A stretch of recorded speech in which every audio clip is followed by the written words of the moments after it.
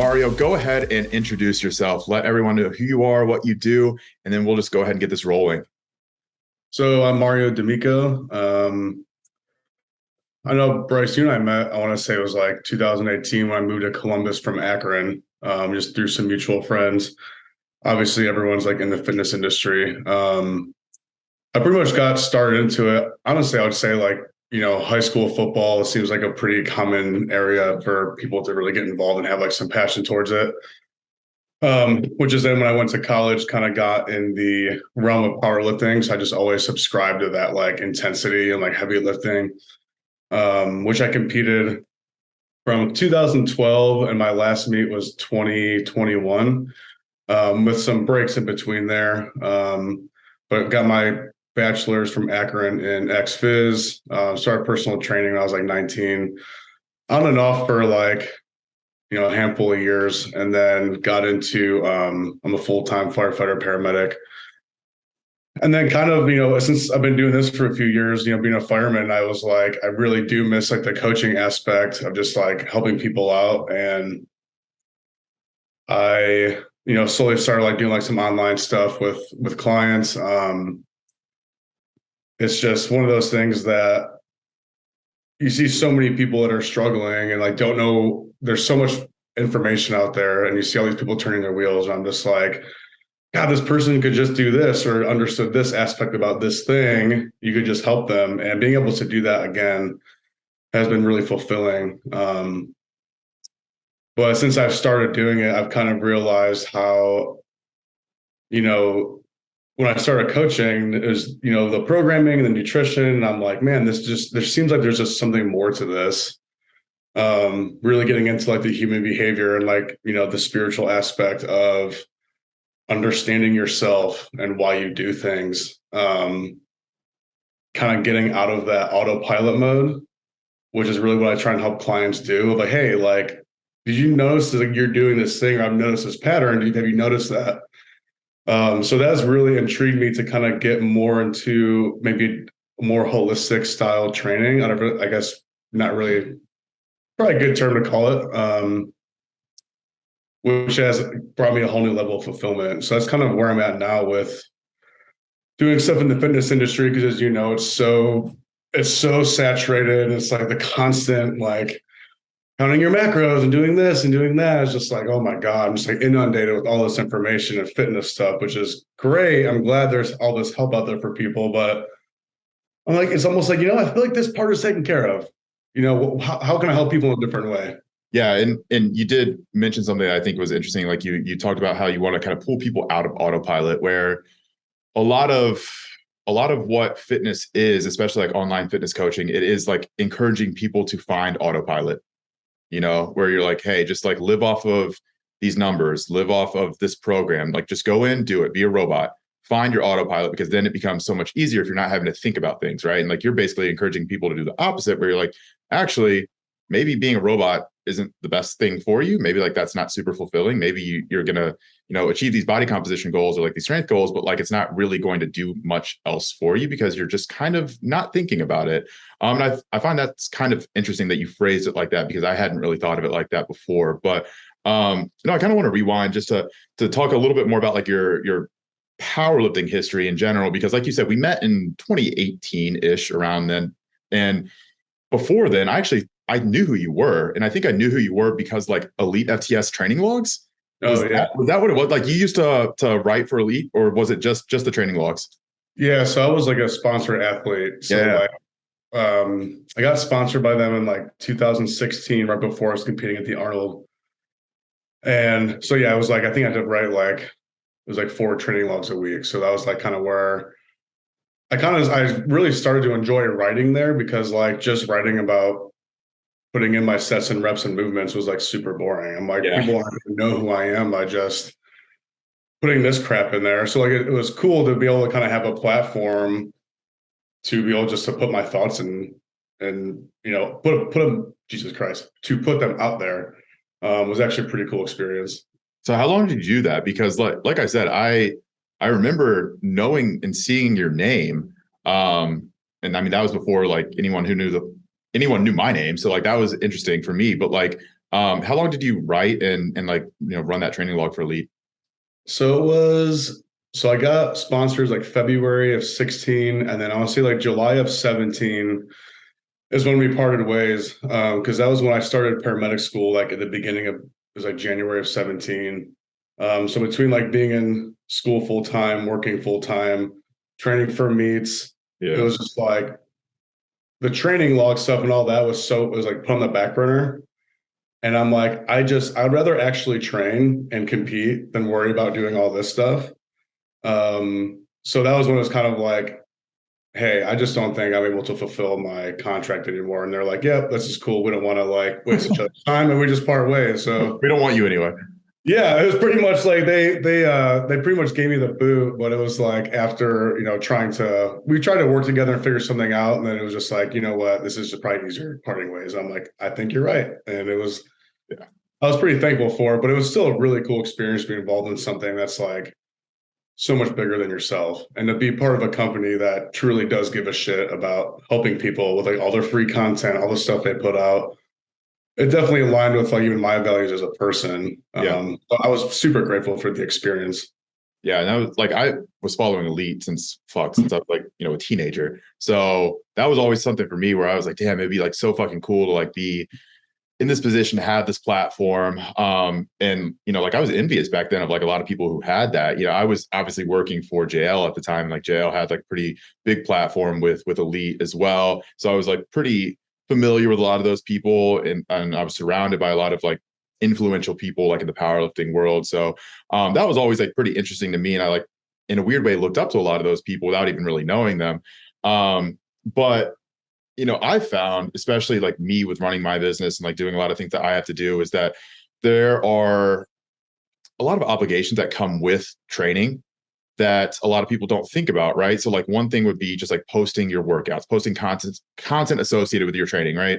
Whether that's like training videos, whether that's a training log, whether that's, like demo exercises that you upload to YouTube, to like create a channel, whatever. Like that stuff just makes it inherently less enjoyable to train because you're like overlaying your job or a job on top of something that you find recreationally enjoying. And the more layers that you put on top of your own training or your own enjoyment, the harder it is to actually find enjoyment in it.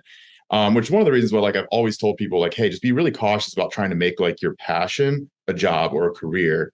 Because whenever you start layering these things on top of it, it becomes so much harder to actually find that enjoyment again. And like I've obviously been in that position for a while now where it's like, all right, I'm going to the gym to train, but I have to get like all these like videos of me training as well. And it's just like, all right, fuck, like I just kind of want to train. Like I just don't want to think about this shit anymore.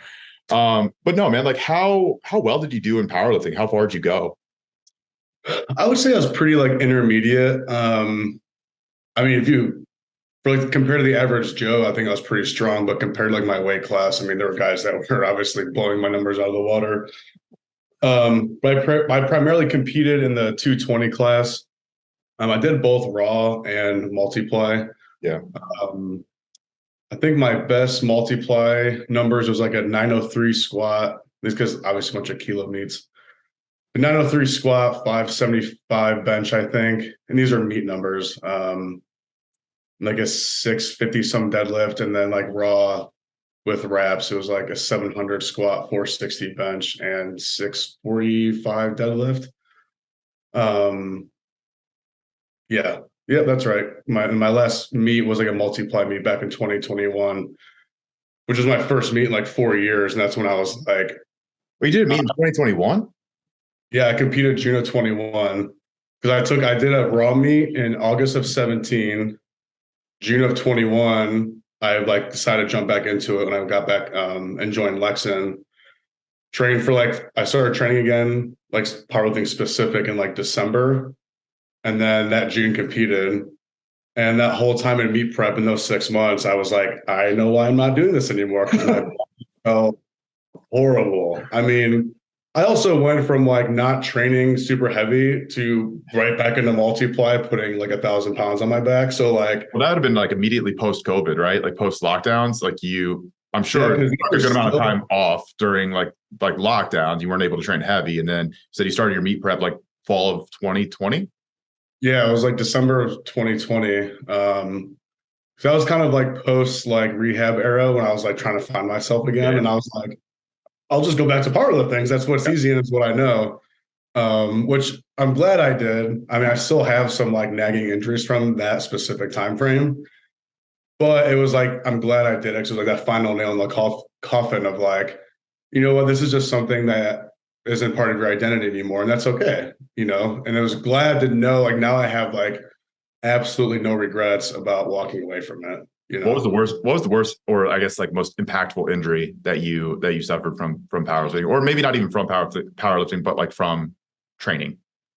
I'll be honest, I was pretty lucky. I came out relatively unscathed. Yeah. Overall, like I never had any major. I think the worst would probably be like I tore apart like my muscle belly and my pec Yeah. when I was trying to cut from like 220 to 198 for a meet. But it was like I wasn't just like cutting weight. I was like in a cut trying to genuinely be like a true 198. Yeah. And I didn't adjust any of my training numbers when going through that. So I lost, it was like 20 pounds. And when you're a raw bencher, that takes, you know, a good amount of, there adds a lot of range of motion. So I remember training the one day and it was like coming down on a bench and I did one. I'm like, my pec feels kind of weird. And I went and like did another one. And as I'm coming up, it was like somebody was like tearing gristle off a steak. And I could hear it like, and I'm like, oh shit. Thank God I had a spotter and he took it. Dude, like I describe it as like someone unzipping a zipper. Yes, yes. It's exactly like the Yeah. like that. And I'm just like, Yeah. that put me, I couldn't even like make my bed with my right arm. Like it hurts so bad. But there wasn't like any bruising or anything. So like I know the tendon was still solid when I got that checked out. They're like, it might just be like part of your actual like fibers in your muscle belly. And then some like back stuff here and there, you know, I think is inherent with powerlifting, but like really it was all just like really bad strains. Yeah.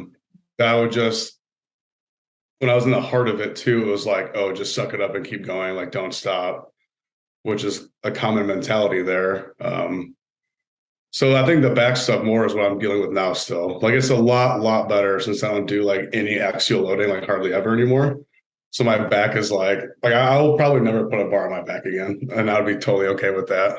Yeah, I'm honestly in the same position at this point. Like I feel like the risk isn't worth the reward for me anymore. Like it would be, and I've experienced this even like, more recently. I think back in like August, I was just doing like some stupid shit and just like went in. It was like I was fucking Smith squatting, right? And I just like was working up to something like relatively heavy. I was feeling really good. And I went down and like something in my low back popped. I'm like just a random rep, felt totally fine, and then pop. And then I was fucked up for like the next month. Like, I mean, just hurt to stand up, hurt to walk. And I was like really impacted by that. But at this point in both of our lives, I think we're at the point where like we just don't really want to live in pain. So it's like not really worth it for what we're trying to do at the moment, which is a pretty big deviation from both of our training principles and histories. Like probably like whenever we were at our most intense, our like peak strength, our peak, I guess, like seriousness of powerlifting, and for me like more like bodybuilding as well. But like how did you train? Like what was like the style of training that you like mostly subscribe to? Was it conjugate? When I was multiply, I had a couple of coaches that were old like West Side dudes, like Todd Brock and Matt Smith. They were like in the Dave Tate days. Yeah. And that was mostly all conjugate style and I was multiply. Honestly, a lot of times when throughout the years, so from that like when I started in powerlifting, I was always on 5-3-1 because it was just like I literally had a 1 year Excel spreadsheet. It was so easy. I could get in and get out. It was like impossible to fuck up. It was really hard to overtrain. So a lot of times when like I'd be like in an off season and just didn't really like, if I'd be like fiddle fucking around, I'm like, I'm just gonna do a cycle of 5-3-1. And every time my numbers like went up substantially because like I was recovering well. It forces you to not like, if you do it right, you shouldn't ever be failing, truly. Yeah. So it always kept me at those sub-max levels where like I always felt pretty good. So honestly, other than like a lot of the It was actually interesting. One of my coaches, Todd Brock, who I mentioned, he was an old West Side guy, and he did conjugate style stuff. But one thing that was really interesting that he did is when I was doing multiply, which no one else ever really did at the time, other than me and my other buddy Bruce, was doing like sets of 3 to 5 in full gear. Like, and he was like, you get used to it. You get used to that pain on 5 reps, one will feel like nothing. And that was, I mean, torturous. Like doing a single rep in a full squat suit is like you want to kill yourself. Like you're almost blacking out on 1 rep. And then you're comfortable doing 3 to 5. So we got really comfortable actually hitting like legit depth in full gear. And even like benching with a bench shirt to the chest, sets of 3 to 5, made you really, really comfortable in a really uncomfortable part of the sport. Which I know like multiply gets a lot of heat for being like bullshit or judging sucks or this or that, which I get. A lot of it is bullshit.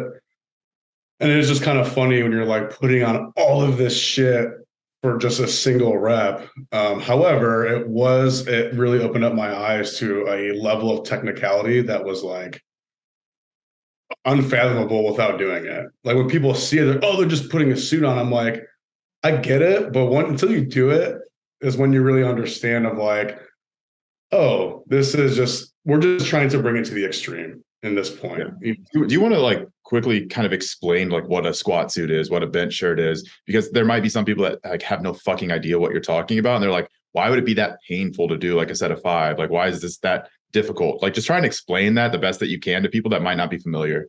Yeah. So the material, so it's like basically really, really like, so multiply literally means ply of material. So like there'd be like 2 to 3 ply of this material. So in the squats, what's that? Layers. Yeah, just layers of material. So like some squat suits, it looks like a big, like almost like diaper suit that people are wearing. Like a onesie. And some of the materials like really thick canvas. So it's so thick, some of the squat suits you could set it on the ground and they stand up on their own. And they're meant to be really tight. So when you put them on, it would take me sometimes 30 minutes just to get my legs into it and up all the way on my body. So then you're putting this really, really tight material on that, like if I try to squat just standing there with no weight on my back, you couldn't move. So you need enough weight to get down into like the position, whether it's like in a bench, enough like a weight to get the bar down to your chest, or like in a squat, enough weight to get down to proper depth. But then you have to lift it. So like the suit and the material helps you out of the hole of wherever you're in. But the difficult part is getting into that position, like for a squat. I have to sit. That's why you see some guys that have like such extreme shin angles when squatting, hips back. It's almost more like a hinge when they're squatting because they're able to push into the suit. And that helps you up in the lift. So that's where it's like all that pressure when you cinch the suit, like the suit has straps. So like you cinch it down real tight, feels like your head's going to fucking explode. Like you literally start to black out. And that's why you see people get like really really bad nosebleeds because their blood pressure gets really high and all that shit. So it's just a level of like, it got really popular in the 90s when guys were just trying to do more weight. And there wasn't a raw in powerlifting. Yep. It was just like you either did gear or you didn't do it because people are like, why wouldn't you want to do more weight? Yeah, like I think the best way to explain it is it's kind of like a slingshot. Like as you compress the squat suit, as you start to stretch out the bench shirt across your chest, it acts kind of like a slingshot to pull you out of those bottom positions. But because it gets so tight, it's also really hard to even get into those positions. And it creates a ton of pressure on your body as well. So like there are also aspects of your body that are not necessarily protected by the suit or the bench, right? Or the bench shirt, excuse me. So like your wrists, your elbows, your knees, your ankles, like they're subjected to those forces without necessarily having like the protection of the suit. Which one thing I've always found interesting is that, like squat suits, even like, because deadlift suits are different than squat suits, correct? They are to an extent. Honestly, though, a lot of people use squat suits to deadlift. So like the actual ones are a little bit different usually, yeah. Yeah, that's what I thought. And like obviously I've never competed in like geared lifting, so I'm a little bit more on like the uninformed side here. But I've always found it interesting that like most geared lifters' hips do better than raw lifters because their hips are actually like a lot more protected than raw lifters would be. And I've always found that interesting too. But yeah, I mean, obviously moving on from that, like that's a nice little overview of like geared lifting. But yeah, like when did you kind of start to transition away from powerlifting? Like after your 2021 meet? Yeah, I remember like during meet prep, it got to a point where, and granted, I think this was just me jumping into everything way too fast. Yeah. I think a level of this is my fault. But like there was a point where every single training session getting ready for this meet, it was like all I was doing was trying to not get injured. Yeah. It was like as I was getting closer to the meet, like my pec would be really fucked up. Then my ab would fucking pull. And then my adductors were fucked up. My back was fucked up. So it was just like, I just started like a new job at the fire department. So I'm like, just don't get fucking hurt. Yeah. And I remember after a squat session one day, it was like a 4-hour long session. I get home to my apartment, which is up 3 flights of stairs. I'm like walking up my apartment hunched over like an 80-year-old man with like horrendous kyphosis. Cause I'm just like, what the fuck am I doing? I'm like, I'm just in agonizing pain. And I realized how much of it was just like, it was in that 6 months of going back into, and I realized I definitely did this personally was just to get my ego stroked. Like having people at work or people that don't know me see my Instagram videos, like, oh my God, you squat this much weight, and it like felt good. I'm like, yeah, I'm a fucking badass. Like that's sweet. And I'm like, not that there's anything wrong with that, but I'm like, for me, I knew where it was coming from. So between like the mental clarity that I had of why I was even doing it anymore, coupled with the physical pain that I was experiencing after, like, I remember at that meet during warm-ups, I'm like, I don't want to fucking be here. Yeah. I wish I was now. And even my buddy who was handling me, Bruce, was like, you just have no fire in you. I'm like, I don't. Yeah. I don't want to be here, but I'm going to finish it. And after that meet, I think it was like that next week, I sold all my gear. I'm like, I'm fucking done. And it feels so fucking good. Yeah. And I mean, obviously, like I can understand that. And it's really interesting whenever you start to get to that point where you're realizing like why you're doing something, and it's drastically different than from when you started doing that thing. Like whenever you started powerlifting, I'm sure that like on meet day, you're like fucking stoked. You're really hyped to be there. Like you're pumped up. Like you wanted to like hit those numbers, but then by the end, you're like, why am I even doing this shit? Like, why am I subjecting myself to all of these nagging injuries and the potential for like big injuries? Like for what, And like every time you hold 400 pounds over your face, like there's a chance that things can happen that are really bad. Every time you have a lot of load on your back, every time you have a lot of weight in your hands, like it's only, one fraction of a degree away from, fucking your low back up and just like blowing out a disc. And even if you're technically proficient, it's just always there. So you get into that point where you're like, I don't even know why I'm doing this, or I do know why I'm doing this. It's not for the right reasons. It's not for like why I started out doing it. And those are good realizations to have, but they're also really hard to admit to yourself too. Like I said, I've been there before, and like I used to be relatively strong, not like powerlifter strong, but like relatively strong. And at my peak, I definitely got that ego stroke effect from posting shit on social media, like having people like hype me up, even just like in the gym, right? Like a lot of people like stop and look at you, what you're doing. You just like feel like a fucking badass.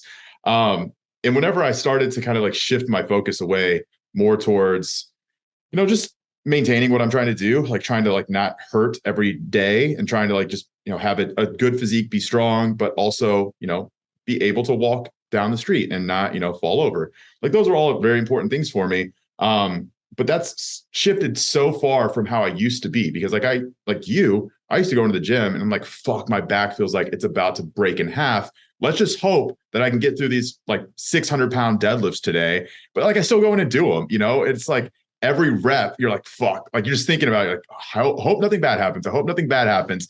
But like now, if I were to feel like that, and if I were to put myself in those same shoes, I'm like, I'm not even going to the fucking gym, like much less trying to do that shit. So yeah, man. And like I think as kind of move away towards powerlifting, like where are you focusing now? Like where's your fitness at now? Like what are your goals? Do you even really have goals, or is it more just about like, continue to do something that's a very ingrained habit? Yeah, it's so I know to some degree training will always be part of my life. Like it is so deeply ingrained in me that like even when I take like so like after my meet in 2017, I didn't even look at a gym for almost 6 months. Yeah. Like I just I was bartending and I was in medic school. I just drank and I partied and I didn't give a fuck. I didn't give a fuck about even like looking at a weight. And I think I just needed those experiences to understand like what is it, why, like what is it that I'm getting out of this? So after that meet, it made me realize like, okay, my number one goal now is just to feel better and get healthy. Which kind of turned into more of like, I guess like hypertrophy based training. And just like getting my joints to feel better because like they were so fucked up. So really it was just like, I want to look good. I want to feel good. And then just being like my goal now is really to be more well-rounded, like in the like fact of like, yeah, I'm not squatting 700 pounds, but like I'm still relatively strong. I have decent muscle mass. I can go run a mile or two if I want. I can like, with my job of firefighting, Yep. I can go into full gear in like, hundreds of degrees in a house and perform this duty that is like extremely taxing on my heart or like my aerobic fitness, like stuff like that. So I just like being a lot more like I think of everything as like, big circle of like, powerlifting is way outside the circle of here. I'm trying just to bring myself back in the middle just to be balanced. And if something starts causing me pain, like legitimate pain, not just like nagging, I'm like, okay, what can I work around here or switch things up? So like my goals are just be healthy, be more well-rounded, and just be a lot smarter with what I'm doing and why I'm doing it, listening to my body. Yeah, 100% agree with that. And like you can't afford to have, a blown out disc. If you fuck yourself up, if you have an acute injury, like it's going to affect your actual job. Like you can't have that, right? I mean, that's something I don't think a lot of people really understand too much, especially people that are really, really, really deep into bodybuilding or powerlifting. It's like, I don't know if you've ever gotten this, but like just kind of gotten people like subtly talking shit about like, oh, like you're going to move away from like this level of seriousness that you used to have within the sport. And like, I mean, I've even gotten that too, where people don't really understand because they're so entrenched. I'm sure that you can probably relate to that. Like whenever you were, really, really, really deeply involved in powerlifting, you're like, I don't understand how people could not be this serious about what we're doing. Right. But now it's like you have more important shit. I mean, that's the reality of it, right? Like you have a job, you have to support yourself, you have to support your family. If you can't do that, like that's a bigger problem than you not being able to like, squat 700 pounds. Like those are vastly different in importance. So no, I mean, I can definitely understand that. But actually something I kind of want to come back to that you mentioned earlier, you very, very quickly alluded to it, but you said rehab. Mm-hmm. Said rehab. So there have been a lot of parallels in our lives. And I think that's how we first started becoming like much closer. Obviously now we're like, really good friends. We're like pretty integrated into like the friend group. But back in, I think it was 2020, you and I like grabbed lunch together. And at that point in both of our lives, we were going through some like pretty heavy shit each. And in a lot of ways, like pretty similar things that were both very heavy. So I definitely want to pass the baton to you here and kind of let you talk about some of the challenges that you've experienced in your personal life. Obviously, like this is not fitness related, so I think that this is 100% more important that we talk about this because it definitely informs who you are now and potentially like some of the reasons why you've made transitions in your life towards doing the things that you're currently doing. So yeah, if you just kind of like want to dive into whatever you feel comfortable talking about regarding like your personal life. Yeah, definitely. We're at a point now where that was, 2.5 years ago, which is, it's just so interesting to look back on. Like you and I have both said, we're like those like times where our life feel like a different lifetime ago. Yeah.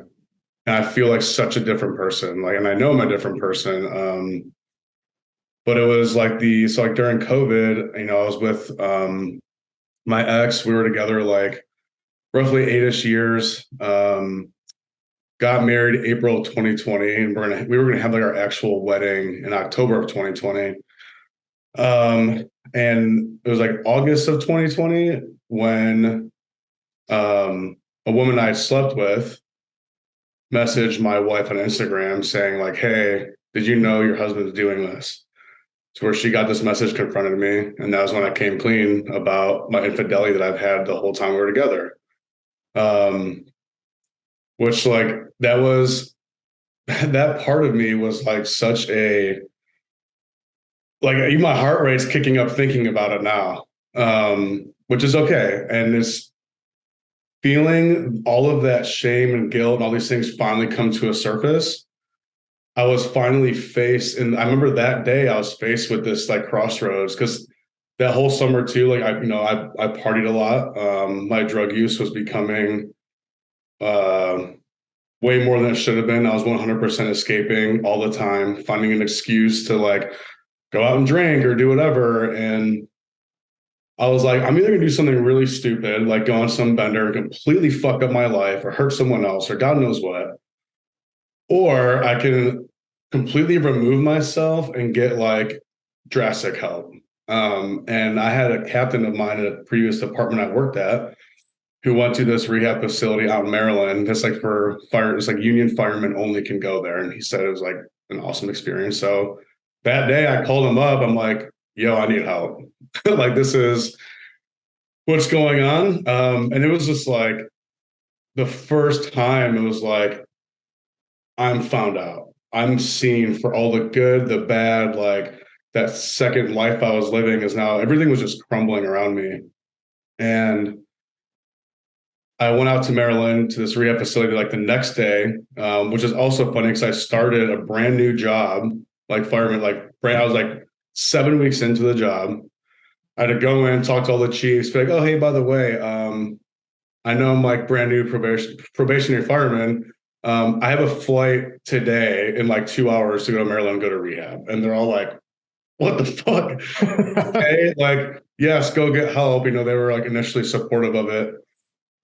As was my ex, like because I was in therapy and stuff at the time, but like it wasn't doing anything for me because I was lying when I went. I wasn't telling the truth. My therapist and I didn't jive anyways, so I was like, I need aggressive treatment. And if you know me enough by now, where like I'm so much of a all or nothing type of person, which I'm trying to work on and change, where I was like, I need like the most aggressive help possible. I need removed from my life and set in this really uncomfortable place.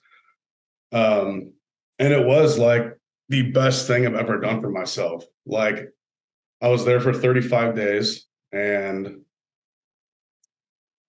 I met some dudes that were going through some like, you know, it's hard not to compare why you're there, right? It was like, oh, I just love drugs and women. And these guys are like, oh, my wife died during childbirth, or oh, I was like on a shootout with the police. All these like I killed people in Afghanistan. And then here's me, and I'm like, God, like my problems aren't that bad. Like I shouldn't be here.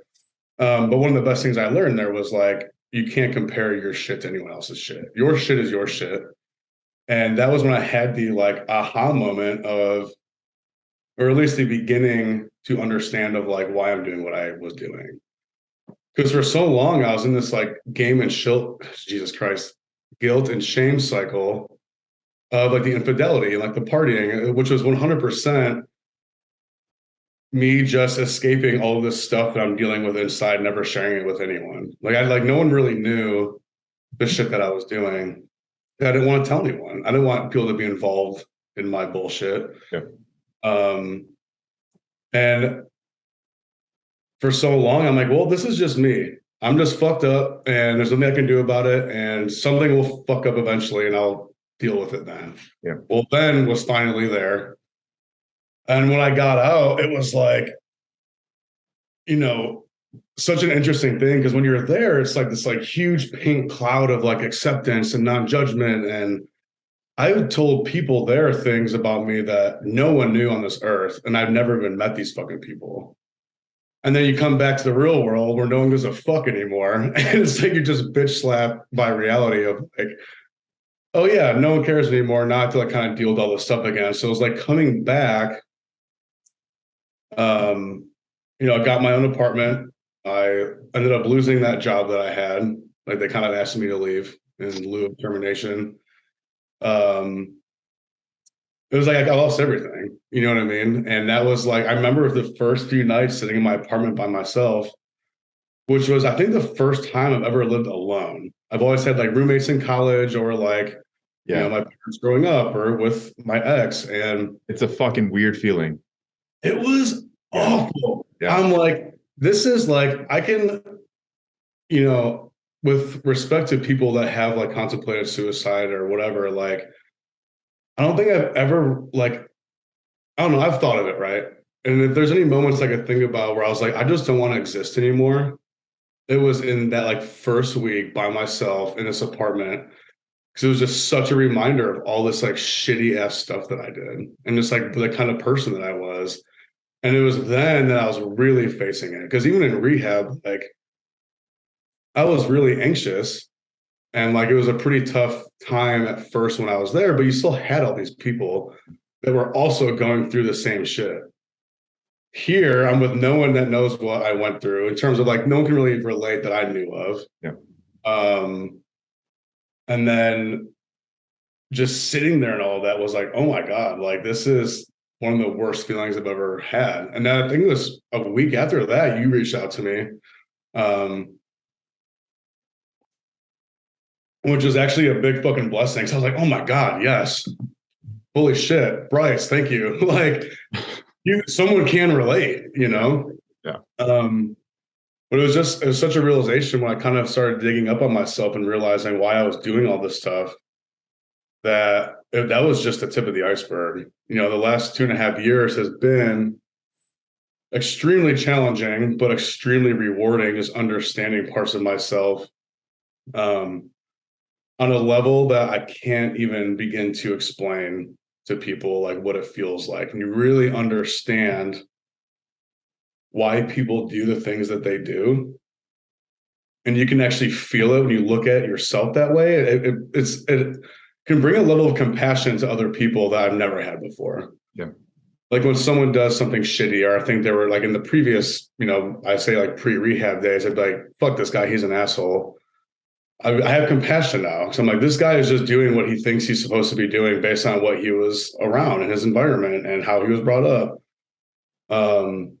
So yeah, that really kicked off my personal development and I guess even like spiritual journey. I think that spirituality and stuff is such a like buzzword now that like, but now I actually kind of get it. Like understanding yourself to those depths is a very spiritual experience. So yeah, man, it's been a wild ride since then, but it's one that has been again extremely rewarding because I was like, finally, I don't have to fucking lie anymore.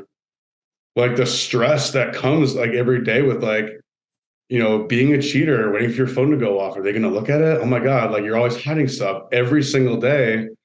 I'm not saying this to make anyone feel bad. I'm just being real of like, that was extremely stressful. I don't want to fucking live like that anymore. I would rather have the stress and deal with telling my truth to someone because now I'm still going to be aligned in here and I was honest to myself rather than hiding and cheating and lying or whatever the fuck it is. Like that is awful. Like it's not something I really want to ever experience again. It really it does a toll on you and like your humanity in a weird way. Like one thing that I have found very interesting was because I mean we're not going to necessarily go into like my shit, but that might be like a different day. But one thing that I really have found interesting just looking at like my own journey was, similar to you, like I had tried therapy a lot before, my kind of culmination in my life. And it wasn't working for me either. Very similar to you. I was also lying to my therapist. But I had kind of convinced myself in my head that I was just a bad person. And this is like, I was just doing what bad people do because I was a bad person. So like in a lot of ways that like absolved me of responsibility for the things that I was doing in my own head because I had actually convinced myself that I was a bad person. And that's like a really fucking heavy thing to carry with you, like believing that you are basically like predestined to just do bad things. And like you can't change it. And I think that if I would not have had that, big blow up in my life, I'd have just continued to do the things that I was doing. Like I needed to have something like that happen. I needed to have to like basically go through these really, really challenging, difficult times. Similar to you, I didn't go to rehab, but probably fucking should have. But like in order for me to actually realize like I needed to change, but also I got to a point on the other side of everything where I kind of just started to think a little bit more about it and like just like introspect. And I'm like, you know what? Maybe I'm not actually a bad person. Maybe like that was just an excuse that I used to justify the things that I was doing because I didn't want to face the things that I was doing. I didn't want to actually like admit them or talk to people about them or even to myself. But, now I've gotten to the point where like I've finally think that I'm actually a good person, and it's just fucking crazy how you can have like that type of like personal transformation. And like no one can see that. Right. Like that's something that like you carry inside of you, but like going from actually thinking that you're a bad person to like truly believing that like I'm a good person. I think I'm a good person now. Like that just allows you to actually make so much better and different decisions in your life and like actually want more from your life and like want to do good things and like be a good person to be around.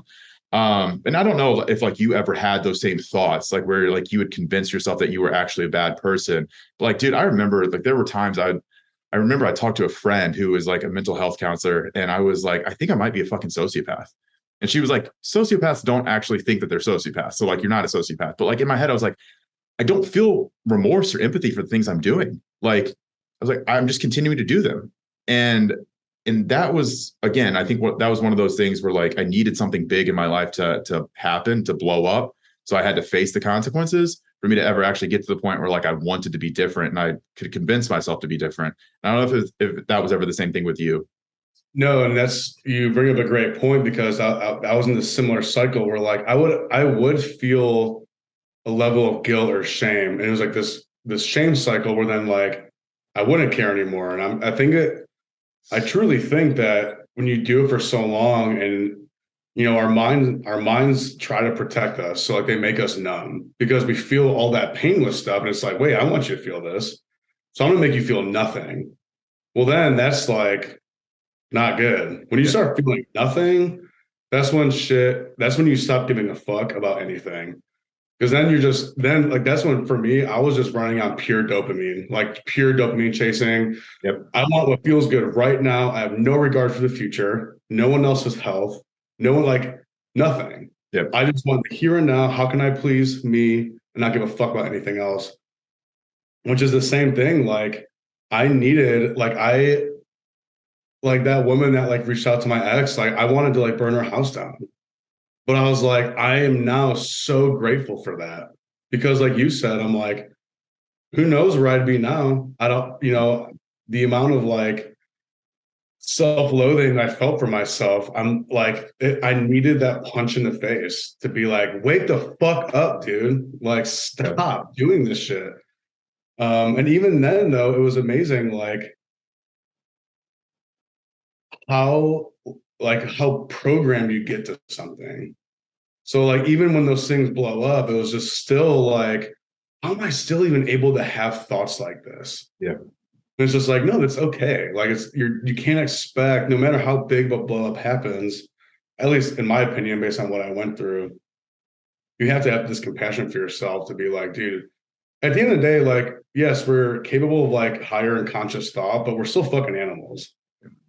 And I remember telling my ex, I'm like, I know these things I did to you were awful, and like there's no excuse for it, but like I can't explain to you how it felt. Like it was like instinct in my head, and that's not an excuse by any means, but just maybe some level of explanation of like, I don't know. I think I almost needed to hear that because I even heard that from counselors when I was in therapy of like, yes, what you did is like inexcusable and it was wrong. But understanding how humans operate, I was like, okay, now I still obviously feel horrible about everything, but it gave me some level of hope of like, yes, because we are like this, you have the power to change it. Yeah. But it takes that time. Now it's just like, now you have to put the fucking work in. Yeah, And you it's have not to want to change too. You have to yeah, want to change. I think like that's a really, really big aspect of it too, because a lot of people can understand that they're doing really bad things or really fucked up things, or like they're leaving a path of destruction behind them, which is, I think, what both of us were kind of doing at one point. You know, we're just leaving that destruction. But it actually wasn't even an immediate thing for me where I wanted to change. Like I was like watching my whole life blow up in front of me. And it still took a good amount of time for me to actually want to change. Like I truly had to like lose everything before I got to the point where I was like, okay, I can't continue to do this. Like I can't build up another life and then restart it and then build up another life and then restart it. Like I can't continue to do that. So like I need to change. Yeah, I think it was the point whenever I finally realized that like me and my ex Alex were actually going to like end things. Like she actually was not going to want to stay with me after everything. And I was like, holy shit, like I actually did succeed in doing this. Like I succeeded in blowing my entire life up, right?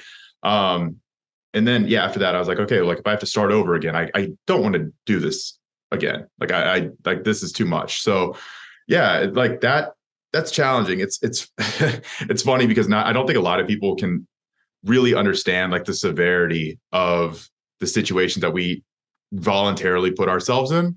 And a lot of people I don't think will understand like what compels someone to do the things that we've done. But like you said, there was a lot of like unconscious decision making involved in the things that we were doing. And for me, like you said, like a dopamine rush, right? Like you're just chasing that dopamine. But for me, a lot of times too, like, you know, I definitely had a lot of issues with infidelity. And it wasn't even it wasn't the benefit or like the payoff that I was chasing. Like I always remember like after I would be unfaithful, I'm just like, I'm not fulfilled in any way by doing this. Like, why do I continue to do this? And it was just like this cycle of like almost like building up to something that like I thought would be fulfilling and then never actually getting that fulfillment. And I'm like, why am I doing this again? Like I'm not actually enjoying any aspect of this. And I'm only just like creating more stress for myself, like by leading these different lives.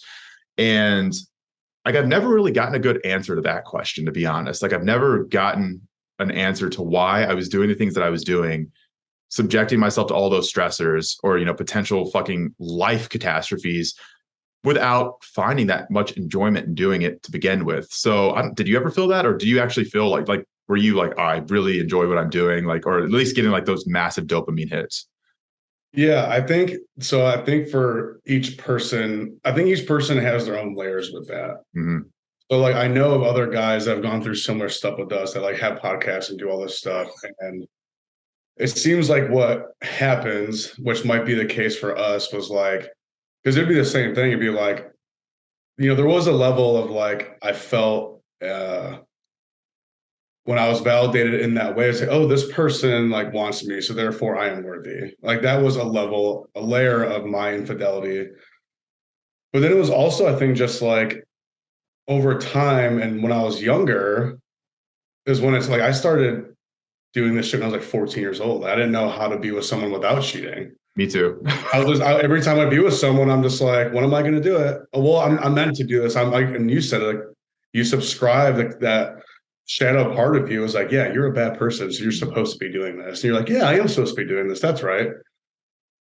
So I think what happens is we just, whenever we find that path of least resistance to that feel good, that's what we start following and chasing for a long time. So like, you know, going into high school, you're meeting all these new people, you know, other girls or women are like attracted to you and you're just like, you're dealing with all these internal things. And now you're like, I feel like our brains or our mind know like, oh, this chase or this thing feels good in this moment. And we're not thinking about anything after that. Yeah. Like, it's just like you are thinking strictly about this avenue is going to feel good right now. And then it's like, once you do it, I feel like you start that fucking pathway and it just goes. And it is almost like, I guess, an addiction in a way of how you're always just chasing this thing that you think is going to be there, but it never fucking is. So it's just, it seems like that's what we follow is whenever we start that, that's what we keep going to. and like the parallels between something like that and just like habit formation in general are kind of impossible to overlook. Like once you normalize a behavior pattern, you start to like solidify those connections in your brain to like make it feel more and more normal to where you're just like continuing to do those things and you don't have any like second guesses associated with it. So like, I don't even remember, but like maybe the first time I was like really like, I don't feel comfortable doing this. Should I do this? Like, is it worth it? Maybe like I really pondered those things at the very beginning, but like by the end of it, dude, it wasn't even a fucking second thought. Like I wasn't even considering the potential outcomes of like, oh yeah, like this might have consequences associated with it. I was just like, whatever, I'm doing it, Mhm. And like I think for me, like I was always chasing like that emotional connection, which is I feel like worse than just like the purely sexual one. A lot of people who are unfaithful or who have like, sex addictions or like cheating problems, like they're purely just looking for the sexual component.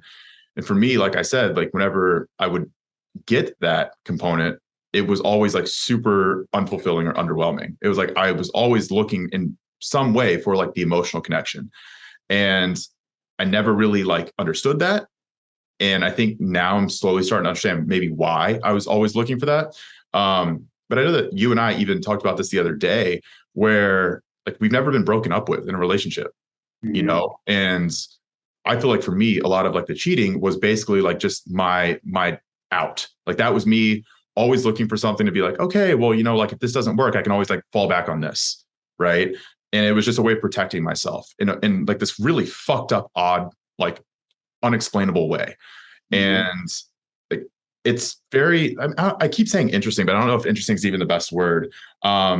It's weird to me how like people can do the same activities and like resort to the same behaviors, like what we've done, obviously, but like for very different reasons and for very different like potential outcomes.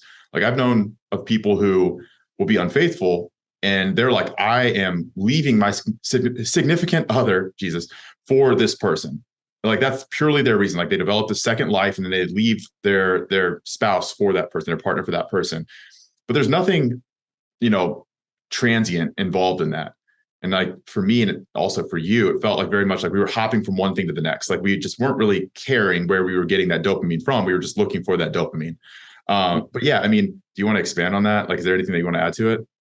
Yeah, I think so. What I've been learning and finding out is, at least for myself, but with a lot of other guys I talked to, I told you I was in like that group, like men's work mentorship Mhm. thing. And one thing I learned from that was a lot of guys, especially in this group that struggle with similar stuff.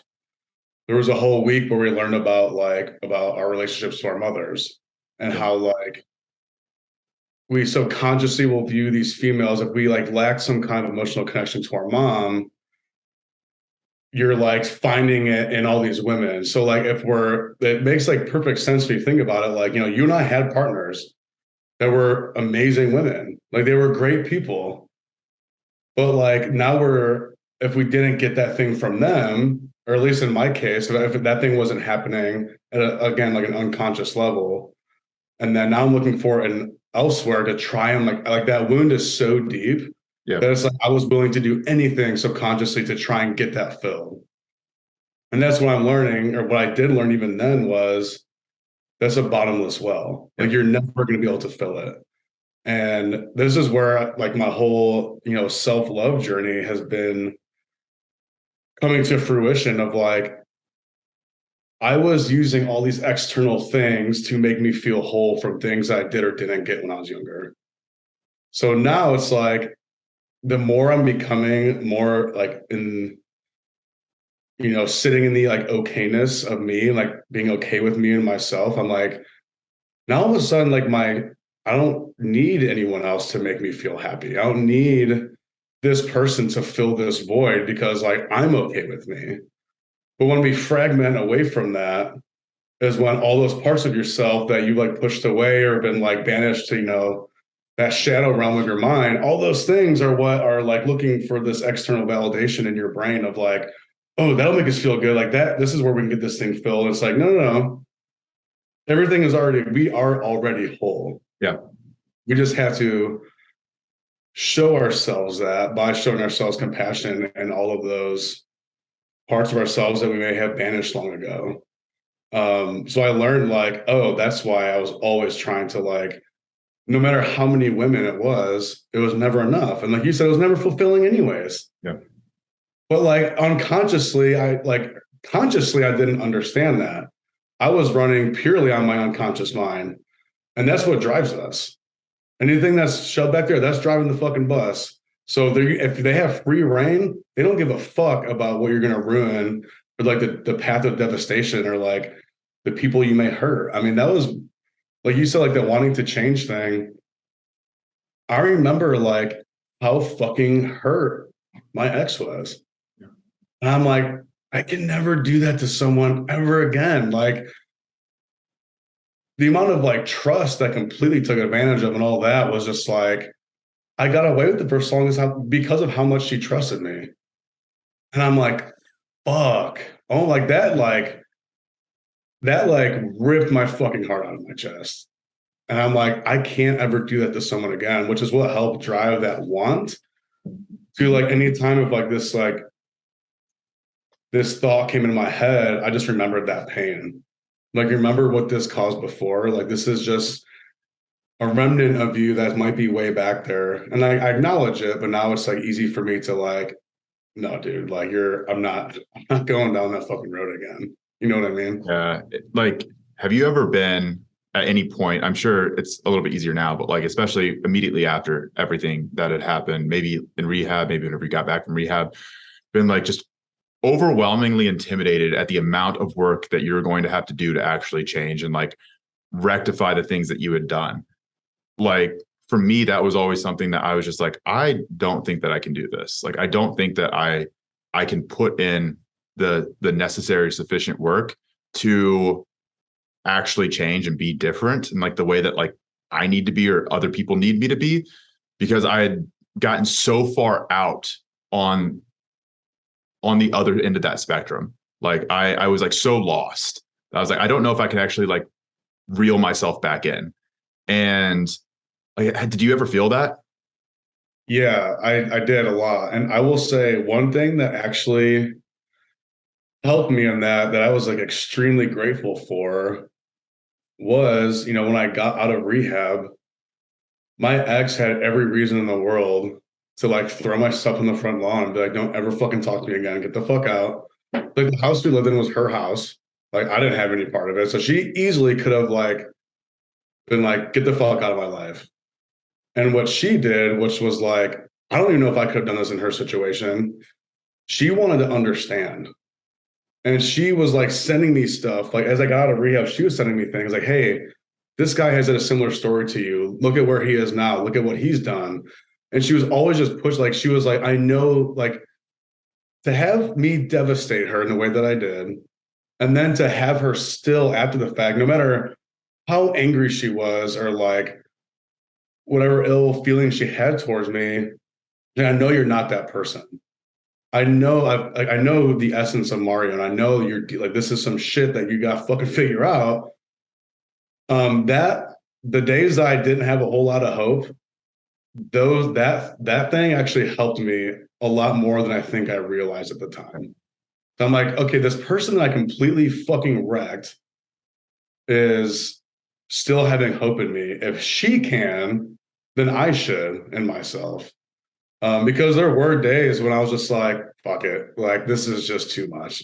You know what I mean? Yeah, like And I thought that probably more times than I care to admit, for sure. Like, to be at rock bottom in your own life and also have people that are still there, like believing in you and supporting you is like, obviously we can't really put words to it, like that's a very hard to describe feeling or emotion, but I had the same thing for me. And whenever like you lose everything in your entire like everything that in your life, your relationship, your job, your friend group, and then for like there to still be a few people that are like standing by you or willing to stand by you and like potentially harm their reputation for you even after everything. Like, I mean, I'm so far removed from all of that happening and like, so are you, but like, it's still like a very emotional experience for me to think back to the people that actually like were willing to stand by me in those times. Like for me, I had like,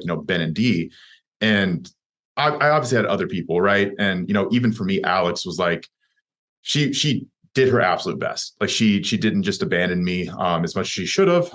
We still tried to like figure things out, and I did not make it easy for her. But I had people that stood by me and that like really put themselves in jeopardy for me. And I still don't really understand why. Like for me, it's still like a very hard thing for me to understand, because I know that I wouldn't have done that for me. Like the much easier route is to just kind of like go with everyone else and just write that person off. And I know that both of us struggled a lot with the idea of just kind of like everyone leaving, everyone but a few people, but like everyone else like just leaving us. And like you really see how transient relationships can be whenever you hit that rock bottom point in your life, and you're like, okay, a lot of these people who I really thought were there for me at all times are not anymore. Or they've like they've realized what is easier for them, or what is like the best move for them in that moment, and they kind of go with that. And like I never blamed anybody, because like I said, I think that I would have done the same thing in a lot of situations, which is difficult. But yeah, it's difficult and challenging to like put yourself in the position of someone who has like done the things that you and I have done, if you're not that type of person, because there are a lot of people in the world that are like, I can never understand people who would cheat, or who would be unfaithful, or who would develop drug addictions, or who sex addictions, right? Like people just cannot conceptualize or put themselves in the shoes of others, because they're not wired like that. But like to be in that position and to like be actually trying to like battle through those things, and like to again know that you have one or two people who are just not going to leave you, like that is like what you said, potentially the only thing that you have that is like tethering you to this world. And that's like it's not an overstatement to say that like there are certain people that literally prevent like deaths, because they stand by the one person that just stays. But yeah, like I mean, for you, obviously, like you had your ex, and she like didn't leave. You don't have to like mention anybody else like by name, but like were there other people who like just for some reason like just decided not to leave you, decided to stick by you? And how did you feel about that in the moment? Yeah, it was actually a really interesting thing, because I always considered myself as someone who was like friends with everyone. Yeah. And looking back now, just because I was 100% like a chameleon and like people pleaser, because I just like could, oh, what does this person want to look for in me? I'll be that person for them. So I was like, oh, I have so many friends, blah, blah, blah. When that happened, wow, was that a big fucking wake up call? Because which was again a blessing in disguise.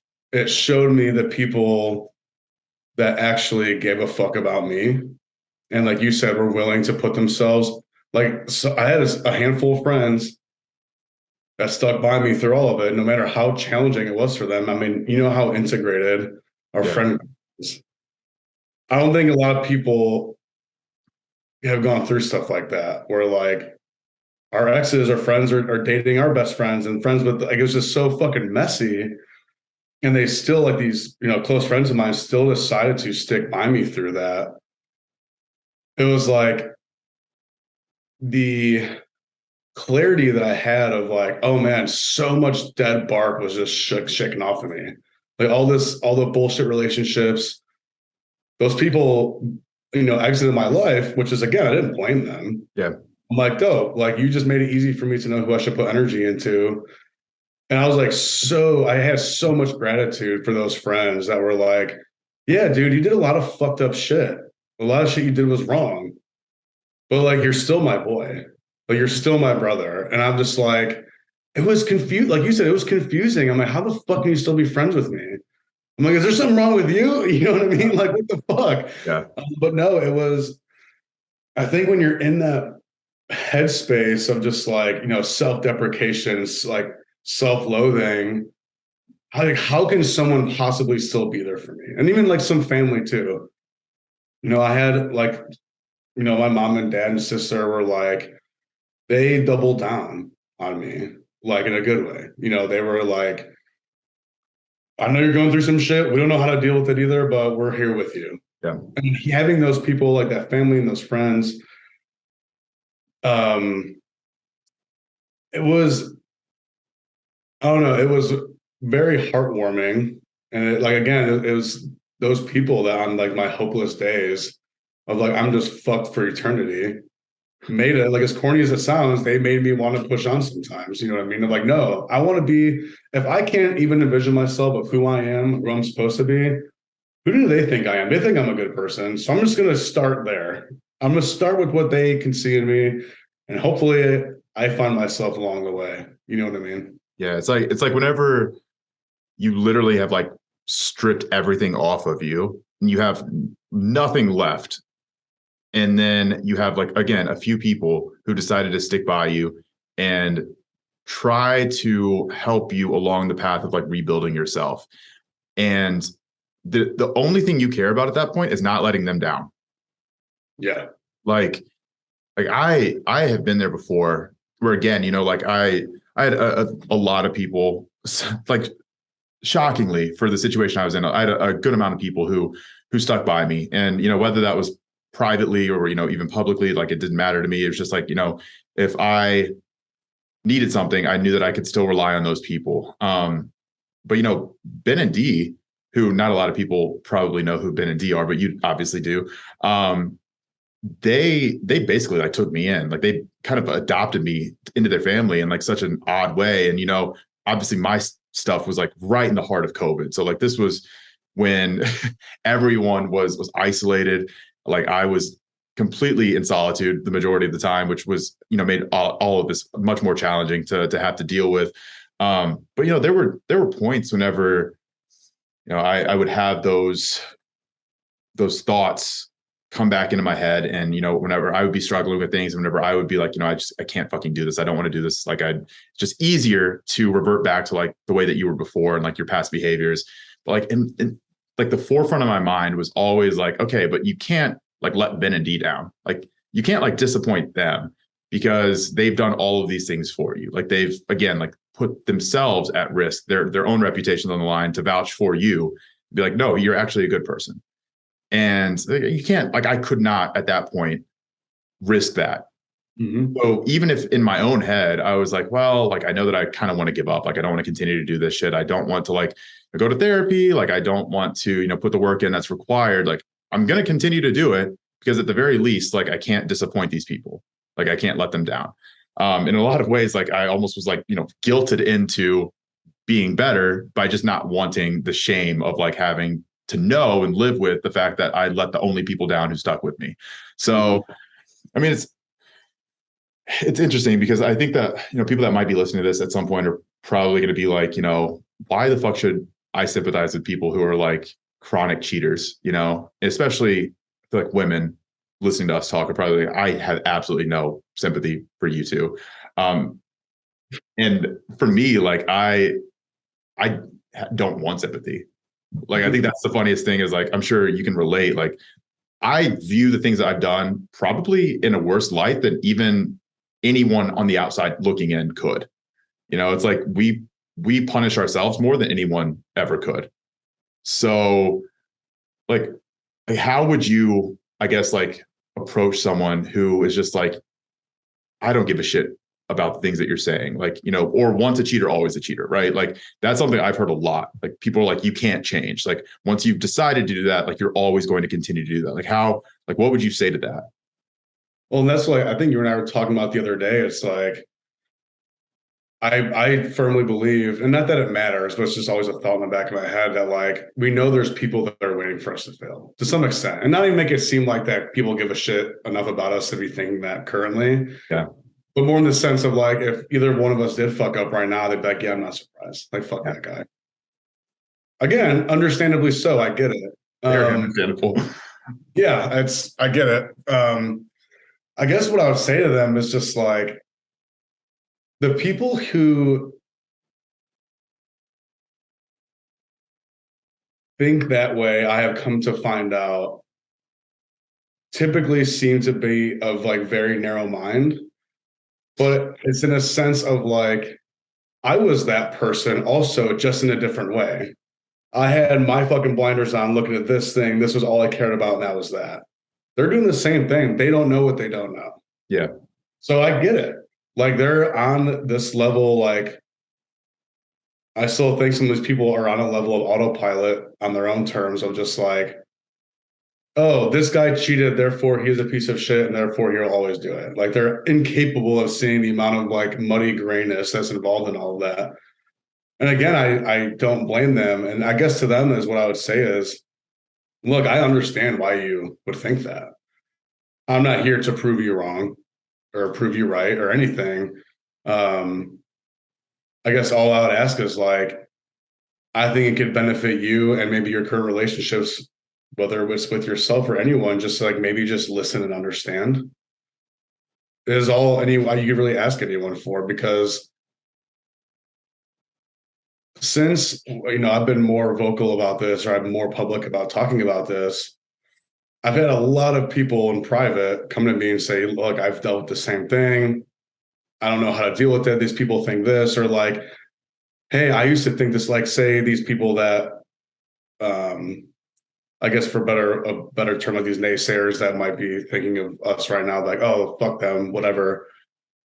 There are people that used to think that way, like, oh, like my brother did the same thing, but now I understood how he was in this place to do this, so I understand you now. Like I never could hold compassion for you before, but now I can, because I've had something close to home experience the same thing to some degree. Like, Yeah. it has made me so much more compassionate. Like I mentioned a while ago, like anyone that does anything, it doesn't have to be cheating. It could be someone that, is a drug addict, and people are like, oh, how can they just not stop? I'm like, I used to think that way, but you don't understand. People are doing what they are like programmed to do. Like from the second we're fucking born, we are recording and we're programmed. Our environment, everything we've experienced. And then again, we start building all these constructs around our identity to keep us safe and accepted and alive. Yeah. Sometimes that's in destructive things, but our brains and our minds don't care, because that's what's keeping us alive and making us feel good right now and making us feel comfortable. So I guess that was kind of a long-winded answer, but it's just like telling people it's not black and white. Yeah. And it's funny whenever I've had similar conversations with people in the past, and people will use, the once a cheater, always a cheater, or something like that. They're like, like, is that true? Or like, how would you defend that, or defend the opposite case, right? Where people can change. And my answer is always like, I actually think that's true. Like, if you've cheated before, you have the potential, a greater potential to cheat again, Mm-hmm. But it's the issue with people who have problems with being unfaithful is that they have a voice in their head that tells them to do something. And it's just like this very convincing devil on your shoulder type of voice, right? And like what we talked about before, like once you say yes to that voice once, you start to solidify these habits, you start to make it more normal. But whenever you get to a point, whenever you start to actually want to change, and you can actually phase that voice out, and you can tune it out, and you don't listen to it, the first time you say no, you start to build the patterns in that direction. So like, it's not that the voice goes away, or that the urges go away, or that you ever just get to a point where you're like, oh my God, I can never relate to who I was before. I can never relate to having these urges, these thoughts. I can never relate to like wanting to be unfaithful. I don't think that ever goes away. I think you just learn how to say no, and you build those patterns, those behaviors around saying no. And then you start to convince yourself that you are the person who says no to those things. You're the person who shuts that down, rather than telling yourself that you're the person who just says yes. And that's kind of like where my thoughts and I guess thesis around once a cheater, always a cheater have been formed, where it's, like what you said, you're not going to change who you are fundamentally. Like you can't go back to your childhood and change like all of these things that have like conditioned you unconsciously for, 10, 20 years. Those aren't going away. Like a lot of things are like fundamentally parts of your personality and your unconsciousness. But like for me, it's more of just like being aware of who you are, so that you can actually change who you are, make those changes or make the outward changes that are required for you to actually live a life that you want to live. Because both of us didn't want to live the lives that we were living. Like it wasn't fulfilling. Like it was just destruction. And I think now, we're starting to get to the points where we're like living lives that like we actually want to be living. And it's not stress all the time. It's not like being secretive. It's not living double lives. It's not saying yes to all of these things that we know are bad for us. Even just being able to say no to going out whenever you know that you have to wake up at 5 a.m. for something important the next day. Like previously, like fuck it, I won't sleep. I'm just gonna go out and like party and do all this dumb shit, and I'm just not gonna go to bed, and I'll just figure it out tomorrow, right? Now I'm like, actually, like let me go ahead and plan my week to make sure that I'm like accommodating for all the things I have to get done, accommodating for sleep, like all these things I'm like trying to actually take care of my body, take care of like my mental state and my headspace. Whereas before, like I never gave a shit about that because like you said, it was just like that next dopamine hit. It was living in the moment. But yeah, I mean, I definitely kind of want to touch on mental health a little bit. I know that we've alluded to it quite a bit throughout this whole conversation, just mental health stuff, but I don't think that we've really touched too much on like specifics of mental health. But like you did mention having like some suicidal ideations at different times. And I don't know how serious that got, or how like far along that got, but yeah, like where are you currently at with like mental health, like with your understanding of it, with how much you focus on that, and like that not controlling of it but the management of it on like a day-to-day basis for yourself, and then also I know that we'll talk about it in a little bit, but how to like kind of propagate that outward as well, like make other people more aware of their own issues that they're suffering with, being comfortable with talking about those. But for yourself, like where are you right now? Yeah. So one thing I did want to mention that I think could be a good tie into the question that you have is one thing that I disagree with you on now, because I did agree with you at one point. And over this past year, my understanding of this has really gotten expansive of, so like that voice that we have, right? Yeah. Like you said, once a cheater, always a cheater. I agree with that too, because it's always going to be there. And it's either going to get disrupted by a severe amount of pain that we finally, again, like wake up enough to like just start saying no. And then if that's all you do, then yes, I think that voice will always be there. And you might get strong enough to say no. But the problem is, what about when you get to a really shitty, your life is really shitty at the moment. All of a sudden that no sounds not so bad anymore. Right. So what I've been learning now and understanding, and I've been actually working on it on my own, is this like shadow integration. So all these voices that I hear now, not like I say these voices, yeah, I can say in the sense of like these fractured parts of myself over 30 years. That's where, so I have this voice that's making me want to do or say something that's undesirable or I don't want to do. Instead of just saying no, which is again great, but that might fall apart someday. Right. Or because and essentially you saying no is ignoring it and you're pushing it away. Yeah. It's relying on willpower. It's straight willpower. Yeah. And we're not always the best at having straight willpower because we're fucking humans, right? And all of a sudden, when you want that quick, just feel good thing, you're going to do something that might be wrong. That's just the way it is. I don't care what anyone fucking says.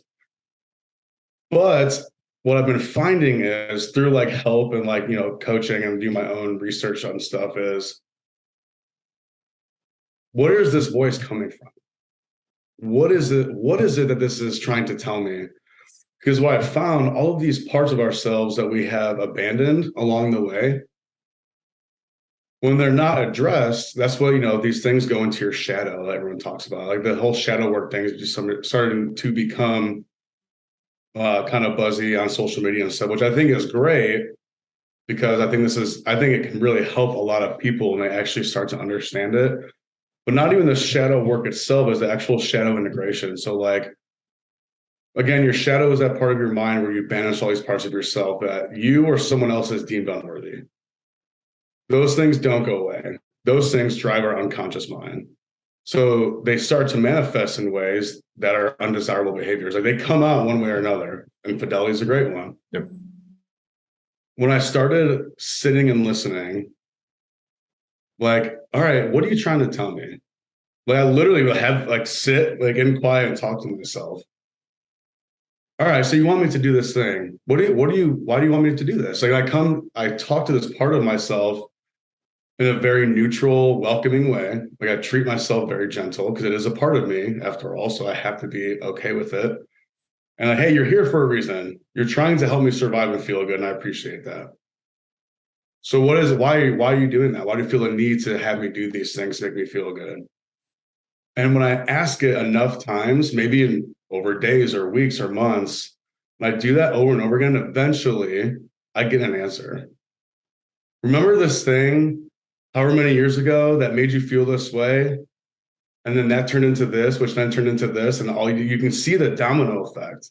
When you start tracing all those knots and entanglements back, you're like, oh, now I understand why you were having me do all this stuff. And it's like, since I've started doing that, I have gained like, and when I started doing that and you understand how the mind and brain try and protect you in ways that they make perfect sense, but they don't make sense to people that don't understand. You're like, oh my God, I get why I was doing these things now, or X, Y, or Z thing. I have compassion for that part of me. Thank you for being there to like help me out and keep me like alive. But like, you don't need to do this for me anymore. And then that part of me is now not angry and yelling, trying to get attention. It's like, oh, I'm being seen and acknowledged. This is kind of nice. And you're like, yeah, how about you come into my conscious mind now and we can all be a happy family and like enjoy this. You don't have to be in the shadow world being loud and fucking festering and make me do all this fucked up shit. Now I'm like, oh, I showed that part of myself compassion. I allowed it to be seen and heard and acknowledged. Wait, is this what I actually feel good about myself now? And I feel like I'm starting to love myself. Now I'm starting to feel more whole because all those fragmented parts are now coming together into this cohesive thing. And those bad things that I've always pushed away, I'm now giving attention to in a loving and like neutral way. I can now bring them in and start integrating it. And now those voices aren't there anymore. You know what I mean? And it might take, don't be wrong, it's usually not a one and done. Yeah. And a lot of these things can be extremely painful, like emotionally draining things you have to like relive and think about. And it's like doing that over and over again. Like this is like really this past year, I can honestly say is the first time I've actually felt like I know what it feels like to love yourself. As crazy as it sounds. Because like anytime someone's like, well, you just gotta love yourself. All right, fucking great. How the fuck do I do that? Like, yeah, I just love myself now. Everything's great. With me understanding that process and practicing it regularly has been the biggest impact on my mental health. Yeah. Because now I'm not like, when I see all the ways I was trying to escape, even like indirectly, I'm like, wait, I don't feel the need to escape from myself anymore. Because all those things are me distracting myself from me. Now I love those parts of me and I don't have to distract myself from it anymore. So now it's like you can see how the positive cycle starts from that, when before all those things caused a negative cycle. Yep.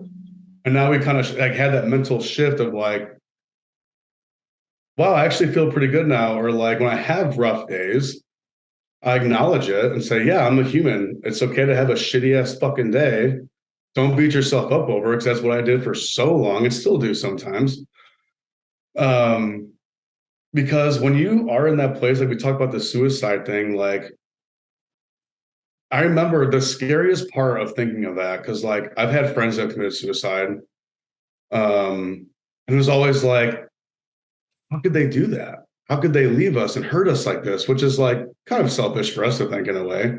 Because you're like, no, this person was hurting so fucking badly that this was the only thing they thought would relieve them of that pain, which then you're just like, and then once you finally experience that yourself, you're like, oh, because there was a day where I thought of like, what if I just didn't exist anymore? And I just was not here and had to feel any of this. And it gave me a huge sense of relief and peace, which scared the fuck out. Like I got goosebumps just saying that. Yeah. It scared the fuck out of me. I'm like, I shouldn't feel this peaceful about not existing anymore. You know what I mean? Yeah. And that was when I was like, I got to figure this out because I want to enjoy life. I don't want to be fucking miserable and do all this fucked up shit. So yeah, man, I think now my mental health it's just it has made me realize how much of a shit show it is to be a fucking human being. You know what I mean? It's just like, yeah, it is a fucking shit show. And in a way, it's like beautiful because I'm like, before, pre-rehab, I didn't feel any of this shit. I felt nothing. Like we talked about, we were numb. And now I feel all these really hard and challenging things. I'm like, oh my God, like, woe is me. And I'm a victim. It sucks. But it's like, wait, I'm actually feeling all this. That's kind of cool, even if it sucks. So that gives you like the perspective of understanding, like, I don't even strive for happiness anymore. Because again, it's like, if you think of like, just for picture's sake, this circle is like emotions. Getting closer to the camera so people. Oh yeah, it's like I want to be happy here, right? Well, this is angry and this is sad. I don't strive. I just strive for peace. That's what's in the middle there. You know what I mean? It's like, if I'm trying to be happy all the time, I'm setting myself for disappointment. And I just want to be at peace. And happiness is fleeting too. I think that's another point, right? Like happiness by definition is kind of deviating or a deviation from the normal.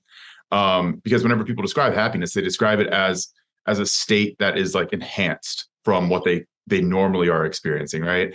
So if you're always trying to live in a state of happiness, like inevitably that's going to or potentially become your normal. And then you have to push that further. Like what makes you happier than happy? Like, and then how do you get to there, right?